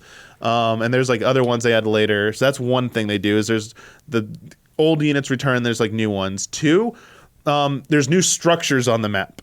I call them mega structures because like everything in the game, in the previous game, was 1 square grid large, no matter what it was. Now they have stuff that can take up like 3x3. Like one of them's like a factory that keeps spewing out multiple units, and you have to like destroy its fuel pipe where it's getting its energy to keep the factory running. Mortal so that's engines, like, dude. yeah, one of them is like a giant death cannon. It has a giant conal shape. Whoa. So they have like these mega structures you have to like keep tabs on as well, which add new mechanics and new like variety to the strategy that I kind of like. And that was like more my speed, because everything wasn't just about like blocking off bridges. It wasn't, I don't know, it was a little bit more open to like improvisation. There wasn't like, it was less punishing, I felt like. Another big thing is you play as a lot of different commanding officers in this one. The first area, you have Andy, Max, and Sammy are back, but as soon as you go past that, like a bunch of the commanding officers from the first game return, and you can jump to like any of theirs. So like Olaf from like Blue Moon is like available, so, and like Grit, who's like the sniper specialist, like Sonya, and Kanbei, who are from like Gold Comet, I believe. So they have their special unique stuff. So there's more variety in commanding officers, and the commanding officers, they have their ult. They now have a super ult on top of that. So you used to fill up just 1 meter, and then you could issue that commanding that order. Now, if you let the meter double charge, it's like 3 stars or 3 circles for 1, and it's 6 for a full. You do like a more powerful version. So there's kind of like a risk reward with that as well, which is, can really be a game changer in some of the missions. And I was like trying to think, there was like one other thing they changed, and I'm forgetting now. That was kind of important. Oh, there's so you know how you capture cities, like in a map, you capture cities that give you like resources, but also like you can leave a hurt unit on it to heal up. That's how you heal in this game. There's like no other way to heal. But there are certain, in each country or whatever, there's on certain maps, there's like a hidden document on one of those cities, and if you get it, it unlocks a mission on that, and that's the only way you can get that mission. That the one I got was for like the Neo Tank. That's how I got the new unit. So there are hidden objectives as well within some of these missions that open up optional missions. I don't know if it's optional because I did get on my first try, and I haven't encountered the next one just yet. So I'm assuming they're optional. If you just missed them, you just don't get these like new units or these new intel that could like help you with these missions. Damn. So I mean, sounds like you said 2 is way easier to get into They are than the optional. first one, Thank you, which is Swordfish. nice, I guess. But could someone just hop into 2? Do you think and skip 1? I would think so. In my opinion, the story is like not very crucial. Okay. Obviously, there'll be people who like it, but to me, it's totally designed for you to just like jump in. Like they give you all you can do the tutorials again. I skipped all of them because I was like, I know how to do this. I know how to do this. I know how to do this. But they're all there again. They'll like walk you through them. It acts like a starting point. They even give like a short recap. Like, oh, remember how like so and so blah blah blah. They just do that really quick to get you caught up, and that's it. That's all you need. So honestly, I'd probably say I hate to say it because it's like, maybe not creator's intent, but I'd strongly recommend jumping into 2 before 1, despite the big ass warning Nintendo puts when you try and pick 2. Like, you really should play 1 for the story. It's like, maybe you should put more quality of life and some turn down the difficulty a little bit more. But yeah, I would definitely say start with 2. We were all newcomers when that game came out. That's the thing. Someone was telling me that, people who were playing that for the first time back when it came out, they probably spent a lot of time with it. They've learned it. Now they're coming back as veterans. They're so used to this. So they probably, have a different perspective. But definitely as a newcomer coming in. And I don't play a ton of strategy games, right. but I do play a shit ton of Fire Emblem. And I still struggled with Advance Wars 1. I'm like, this is... but I wanted to. I was like, no, I think I can get this. I think I could do this. But it was only on casual. I did not beat it on classic. So, yeah. And I have no desire to try it on classic. I have no desire to replay that game either. Yeah. Same thing though. Like same collectibles. Like 2 just feeds into the same system. They share like a currency system. So based on your rank, you earn coins and you spend them in Hachi's cash shop to unlock like new multiplayer maps, challenge maps, songs, portraits, new COs for like online or challenge modes. So it kind of all feeds into the same thing, and I guess that's kind of nice. And yeah, again, they have like a whole, as I said, read it from last time, like a custom create your own like map, online multiplayer. If you want to get into that, and then like the War Room War Room is meant for people who really know how to play. It's starts off small and simple. They get very elaborate, and yeah, if you feel like you've got a good grasp and have mastered 1 and 2, you can dive into these and try a new level of challenge as well. And I just wish. With how much time, obviously I don't think it was in any further development during the delay because of the reasons for the delay. It wasn't like for extra polish or anything, but I kind of do wish more attention was paid maybe to some of the quality of life improvements that could have been made, and maybe really reevaluating, putting in like an easier difficulty or more options to allow people to deal with getting into the game as newcomers, because as I said, I don't think it's very newcomer friendly at all. Got it. All right. The final game we're going to talk about is The Case of the Golden Isles DLC. Do you know what it's called, the DLC? The Spider of Lanka. The Spider of Lanka. Okay. Yeah. Blood, tell me about this game. I wanted to play the base game. Yeah, and it's nice little cooldown for that. The base game's not that long. Like when I started this up, I saw I only had like a little over like 7 hours on it on my Steam account.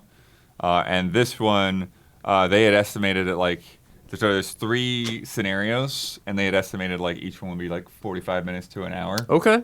And yeah, like I was pretty much in that ballpark. It was like 2.5 hours. Or like the first one I got through pretty quickly because I think I came like I was like right on the right thread before I even got like the clues essentially to get to it, and so I got through that in half an hour, and then like the second 2 is like okay, this took me like a full hour to figure out. But if you're not familiar with the base game, it's like it's a puzzle game, but you basically you just live in like a snapshot of a scene, like you're like this whole moment frozen in time, and you sort of have to play detective to figure out what happened. Usually there's murder. In the first scene, there's like 5 or 6 people dead on the floor. I played it before. Yeah, good game. And so you basically like, so it's not like a point and click adventure where you're like controlling a character and like going around and picking up an inventory. It's like you're like just like this omniscient third party looking at the scene, figure out okay, who is who, what happened here, all of this stuff. And so it's like you can look into people's bags and see whatever notes they have. You can, look at this thing. You can go into this other room and check this out, look into this drawer, see everything that's in the situation, and then piece it together. And the way that you piece it together is that as you're going through examining all this stuff, you're collecting keywords. And so like a Zelda game that will like have a word highlighted or whatever, you click on that word and then it pops down into your inventory. Final Fantasy 2. Yeah? That's Final Fantasy 2. Like keywords. It's all about memorizing, and yeah, we talked about it pretty straight up, but it sounds just like that. So anyway, so you like get this collection of keywords, and like they'll be different colored. So like proper nouns are brown, verbs are blue, other objects are like yellow, and then you've got like aside from the scene, you've got this other screen where you have like this series of panels, and so one of the main panels that's usually on there is just identify everybody. And so like when you look at a corpse or a person, their portrait will go up there, and then you've got like, okay, what's their name? And some of those will be very obvious, and then others it's like you've got to piece their name together from this note to them and that other note to them, and and all of that, and then from there figure out, okay, what happened, and they'll usually have essentially be like a Mad Lib paragraph. And so it's like you'll have this sentence, but then like all the keywords are like, there's a brown spot, there's a blue spot, there's a yellow spot, and you got to drag the right words into it until you've like essentially solved what happened. And so with this, it's like there's 3 new scenarios. The first one is great. It's like I was saying, is like all these people dead in a gambling den. Classic. 10 out of 10. And there's one guy like passed out drunk in a corner, and then like 2 other guys like making their way for the door. Who benefits? Yeah, who benefits exactly, and figuring out what happened. And like one of the panels on that is like, what were the orders? Who killed who first? What's the order of deaths in this scene?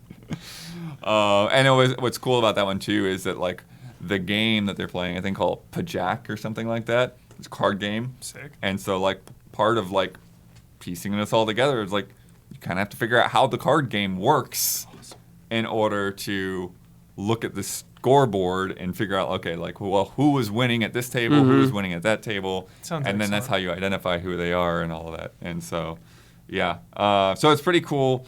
Like I said, the first one I got through pretty quickly. The second one was really tricky. I got most of it, but the end I ended up just brute forcing because I had the whole thing filled out, but I was just like, but who did it? And it's like I kept dragging names in there, and then I finally got the right name, because when you get to like almost there, it'll give you like a little hint. It's like you have 2 or less things wrong. Got it. 2 or less words wrong. So It's like that Price is Right mini. So then you kind of like swap things out. It's like, okay, is this right? Okay, this must be right because it goes back to this is incorrect. If I move this out of there. So I was like, I knew that all I needed to figure out was who the guy was that did it, and that one I still like. I didn't quite see like what was the reasoning. I couldn't like. I even went back after I'd solved it and like, what is the thing that told me it was him? And I wasn't sure. So that's the only one that kind of was a little bit of a mess for me. And then the last one was cool because it had like 4 different paragraphs of things to sort out, and like this guy went over here and they did this, and it was a nice little mind game. That's right. Yeah, it's a different style of puzzle game, and I really like it. Yeah, it sounds really sick. And it's so hard to talk about, because like I basically have to bring it to frame chat because I can't show you footage, because anything I show you is gonna spoil a puzzle. Yeah. So that's why you see like in a lot of their trailers even, it's like a lot of like really close-up shots of the art. The art style in this is a little bit different too. Really? Just like the character faces at times, it's like it looks like they used like more 3D models than the pure pixel art. Okay. Are they still gross looking? They're still pretty gross. Good. Yeah. Good. And it's a prequel. Oh. So it's kind of like leads you into like, well, where did the golden idol even come from? So That's sick. Sorry, how long was this DLC? the DLC took me like 2.5 hours. Oh, okay, that's Yeah. nice. You said the base game was like 7 for you. Yeah. Cool. That sounds like a good length. Yeah. Excellent, Bloodworth. Blood, was Everspace on console? Are you playing on PC? I'm playing on PC. I don't think it's on console, but I could be wrong. I'm pretty sure it's PC only. Sick. I want to play. Yeah, me too. Yeah. One last thing to say about Advance Wars. Okay. Okay, I was like, yeah. that's kept blanking on because it's not an RPG. That I think you can't. Oh, you don't no, level. You don't it's level pure- up. No, yeah, so yeah, like yeah, you don't yeah. level up units. Yeah. You don't like put better gear on them like you can in Fire Emblem. So you can't out gear anything in cheese this it. game. You have to. Can't cheese Now it. you can like build up to summoning like the most powerful units that cost a lot by waiting. And yeah, that was the thing I kept forgetting to say, that like is for people who are more like SRPG minded, that's where the struggle is going to be a little bit, is that you can't just yeah. Or it's more like an RTS. It's definitely more like RTS but turn based. Yep. Yeah. Cool. All right, it's time for some emails. If you would like to write an email, go on over to patreon.com and join that $5 and up tier. You can send in questions to this show, for like sort it out, just general emails. You can send them into the Easy Allies podcast. I think reaction shots I don't know if that's $5 and up. Yeah. But you can send questions into that show too. So yeah, head on over there. Okay, this first email is from Sean I. I am in the Navy and my new duty station is on a ship. We go on deployment, which can go from 7 to 9 months at sea with some port visits. With space available, I will take my Switch and think about getting a Steam Deck. Yeah. Which system would you take and best games you take with you? I mean, I think you've got it right. I mean, those new consoles are so freaking big. Yep. Like, Steam Deck, and the battery is concerning. Just how Sure. big it is. but I mean, yeah. as long as you got like powered. I think the it's not Steam an Deck, issue. like you have to have a similar approach as you do with the Switch, where like you are not going with the big cutting edge. I want to see the pretty graphics. It's Right. Like, it's like no, it's like you want to get the you want to get the Gates of the Golden Idol. Yeah. Maybe Everspace 2 will run all right on that on Yeah. lower settings. It's a pretty nice looking game. Darkest Actually, Dungeon we 2. didn't talk about that. Just a huge library on Steam, I Yeah. guess. But I mean, Switch So is great many too. games. Just depends. yeah. I don't know for Switch. It's hard to say. I don't know what kind of games you're into, Yeah. but like if you want, Big RPGs, you're at sea for that long. Might yeah, as well. sure. Some Persona. Dragon Quest 11S. Dragon there you Quest. go. Witcher 3 Persona on Steam 5 Deck. is on Switch. Also, it's Yeah. a big RPG. Yep. Yeah. Those I keep hearing such good things about Octopath Traveler 2. 2. I know it's pissing me off, but I Yeah. want to play. Platformer, Shovel Knight. Play Shovel Knight. There's a lot of No it way. on there. Lots of good stuff on there. For Steam Deck, you could play Elden Ring. You on might your not Steam want Deck. to. You might not want to bother with the expansion pack stuff. I don't know what kind of internet connection you get, but Of I know like Shovel Knight? anything that you have to do yeah. like check-ins, you might want to avoid. Well, yeah, you're gonna need physical copies then. I so think you don't have the digital. So you don't have to Treasure Trove, verify. has everything in it for Shovel Knight. I'm pretty sure. Will that Asus handheld be out in time? Don't know. Oh, the ROG Ally. I don't know if they have a date on that. Okay. But yeah, there's lots of I just don't know like what you're gonna have access to or what your internet's gonna be like, Right. like what you're gonna be dealing Yeah, I with. mean, if you can at least do a little quick check-in, like even if using like your phone as a hotspot or something is probably Yeah. good enough. Yeah. What about your favorites, Huber?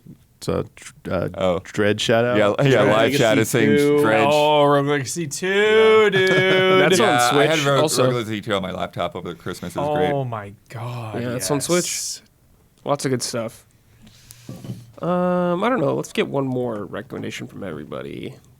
Give them couple more options. Gave you a bunch of RPGs, I guess, already. You can play The Witcher 3, which is on both of those. GTA 5. GTA 5. On Steam, yeah. Not Switch, though. Hades. Hades is great. Hades is a yeah. great pick, bud. Hades is great. Great pick.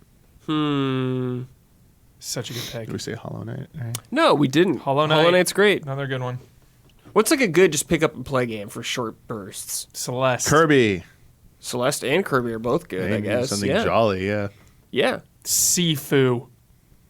Yeah. Pick up and play. Handheld might be tough, but yeah, it's an option. I don't know about that. Yeah. It's an option. Cool. This next question is from James Davey. Hey, Brad, Damiani, Blood, and possibly Huber. Do you think The Legend of Zelda can get even bigger than Breath of the Wild / Tears of the Kingdom? Such impeccable achievements seem like they will be untouchable for a very long time. How many did it sell, Breath of the Wild? Oh, I mean sales wise. How many did it sell? Oh, A lot. sales like 25 million Oh, or it's, something like that, dude, right? it's going to destroy it. It's going to fucking destroy No, they it. meant wait, after time out. this. They meant after Tears of the Kingdom, too. Breath of the Wild at like 29 million. Dude, Tears of the Kingdom's They going to just shatter dropped it. the new fiscal year report dropped. Yeah. Podcast Blood. okay. I'm guarantee you Tears of the Kingdom will demolish Well, they're that. talking You about think so? after Tears of the Kingdom. I don't. When they say What do you mean bigger, after? I thought it meant I'm like the curious world. after it comes Can out? they get even bigger than Breath of the Wild / Tears of the Kingdom? Yeah, I don't know if that means size or Yeah. impact or cultural zeitgeist. I guess it's impossible to predict. Yeah. Zelda, I mean, I mean, it is curious to think about where you go from here, but we don't even know where Tears of the Kingdom goes. Yeah, Yeah. It for me, it really depends on what is Switch's follow-up, because we're at near 130 million Switches, so we're approaching that period where it's like anything that comes out is going to have the most sales of all time for that given franchise. Like, Tears of the Kingdom is probably going to sell like 50 million. There's 125 million Switches. That's if a third of the people buy it. Like, wow. Mario gonna be Kart insane. is only at like 50-something million, so that's not. That's, Yeah, I won't do Mario Kart numbers. Yeah. Mario Kart came out so long ago. No, but it's still selling every freaking Yeah. month, Huber. It's in the Yeah. top 20 every time. Yeah. I think Tears of the Kingdom is going to get close to Mario Kart. I honestly do. I honestly do. Sequels have a hard time, like, unless you're like Grand Theft Auto or Call of Duty. I feel like generally sequels like have a harder time outselling. Like when the first one's like the breakout hit, usually you have like the first game is like has potential, and like the second one refines it. Like Uncharted, good example of that. Uncharted 2 sold more than one, right? Yeah. I feel like it had. think to. so. oh yeah. Yeah. So like stuff like that, but like Breath of the Wild was already kind of like a huge juggernaut. So I don't know. Like there's so many games coming out. And gonna we be- like we're not like we're gonna post Breath of the Wild and post Elden Ring now. Like you've had very good open world games that I don't doubt it's gonna do like huge numbers. 50 in mil. first month and first few months, but will it have the legs of Breath of the Wild? Is the question. I don't know if it will. Legs of the Wild. 50 But Nintendo could million. give a remedy for that. Just wait for next year and do a Switch 2 and put out a definitive edition Definitive Tears of the edition, Kingdom. dude, And 60 let's get those sales back up. DLC. The IMAX re-release, baby. Gotta push it over the edge. I won't be at all surprised. Yeah, neither will I. Even if the game just somehow has a, next gen patch kind of thing. A next gen patch, that'd be something. It's going to be, the scores are going to be interesting because it could be technically a better game, but score lower. You know what I mean? 'Cause of impact? Because it's a follow up and impact. sure. Like, so, if somehow The this. previews are pretty crazy though. Yeah. I didn't see any of it. I didn't really Same. see, but it's just like the people that previewed it, like, yeah, talking about just how different it is. If somehow the score is like, not noticeably lower, but like lower, maybe that could give people pause or something. Or, Yeah, maybe. every game that comes out has fucking technical issues nowadays, it seems Sure, like. So that could make people pause. Breath of the Wild had technical issues when it came out, Yeah. so who knows? Nothing's going to stop Zelda, though. 50 mil. This is from Alexander Zirinoff. Hello, allies. Fortnite was a tower defense game before Epic decided to chase PUBG's popularity and added a battle royale mode. We all know what happened next. And of course, we know numerous examples when a game was changed according to hot trends, and it didn't work. Why do you think chasing the trend works in some cases but not in others? That's $1 million question. Little bit of luck. I mean, little bit of luck, little they- bit of timing, little bit of talent. They still, they still are there making a good game, and like I think PUBG is a freaking mess. Yeah. When Fortnite Technically, went Battle Royale. Yep. Yeah. Like, it 100%. always sort of felt like this weird, janky kind of thing. So jank. And it was But doing awesome. But it was doing huge numbers. So Yeah. it's like you take that formula, do something a little bit different, and then make a clean, well-playing game. Yeah. Sometimes it's just sort of like all you really need is tack on the other things that are going to work Yeah. onto Totally. Yeah. this kind of dodgy formula. I mean, You're so right. Like experience, resources matter a lot. Like like knowing what you're getting into. I mean, and dedicating a lot of to the post release, like just the support of the game, like getting frequent updates, like just knowing the speed of which things need to happen and not being too slow to adjust. No one can Like, update their game like Fortnite. Yeah. It's No, so no, wild. It's like the It's Fortnite. I think so it's like wild. it's like the king in that. Yeah. Like you just can't compete with that. Yep. But like same thing. Like people had to pivot. I mean, Project Titan becoming Overwatch. Like Right. how they pulled off that success. Well, it's because that's Blizzard knows how to do online multiplayer games. So it's like just pivoted to a different type. And it's like they weren't the first out with like a hero shooter, but it's like they knew they had the resources. They had like a and they knew how to support it. So it's just like the difference between some other startup. Like here's a cool idea, but like you just sometimes can tell like you don't have the resources to pull this off. Right. Like there's a great idea, but man, like this will be good for a month, but then it's gonna die because where's the support post launch? Yeah. And I think that happened, with a lot of other ones that we saw this year just have to shut down. Like specifically like Knockout Kings. Like it's like such a great idea. It's like Good video game. just Undeniably a very good video game. yeah. I don't know what it was, whether it was like they just couldn't get updates fast enough or it was just a lack of resources. They're still update, like even before They- that it ends, it's updating. But They yeah. were, but I think it was just like too slow. Like the problem is, whether fair or not, Fortnite is the standard. So Yeah. many people are used to Fortnite. That might not be healthy for the industry. Yeah. It might be healthy for development teams, but they're still doing it, and it's what so many millions of people expect to be when they have a game that they commit to. Otherwise, I feel like people treat something like Knockout Kings or other similar games and services like not quite Knockout single. City? Sorry, Knockout City. I keep saying Yeah. Knockout King. Sorry. Yeah, It's like something was off. Knockout Something City. was off. Yeah. Sorry. Thank you. But it's like how some of us treat single player games. Like you play it for a month, you move on. Like that's how Totally. some of these like games as a service are. I'll play for a month and then move on or less. Like I'm not going to commit to long term. Yeah. The only ones you're committing to long term are like Fortnite Yeah. or Apex or it's something that has been Genshin. Genshin. Yeah, it'll be interesting to see with with Honkai. They you expect them to have the same level of support.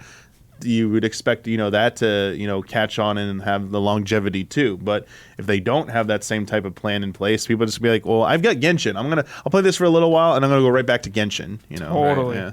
That's why I still stick with Fortnite. Just keeps updating and adding stuff. My buddies play there, and yeah, like even that new one, the Vampire the Masquerade Battle Royale one. Oh, right. It was like, I forgot that was called. That was like 2 years old, the new yeah, one. yeah, new, yeah. But I think it's a cool Bloodhunt. game.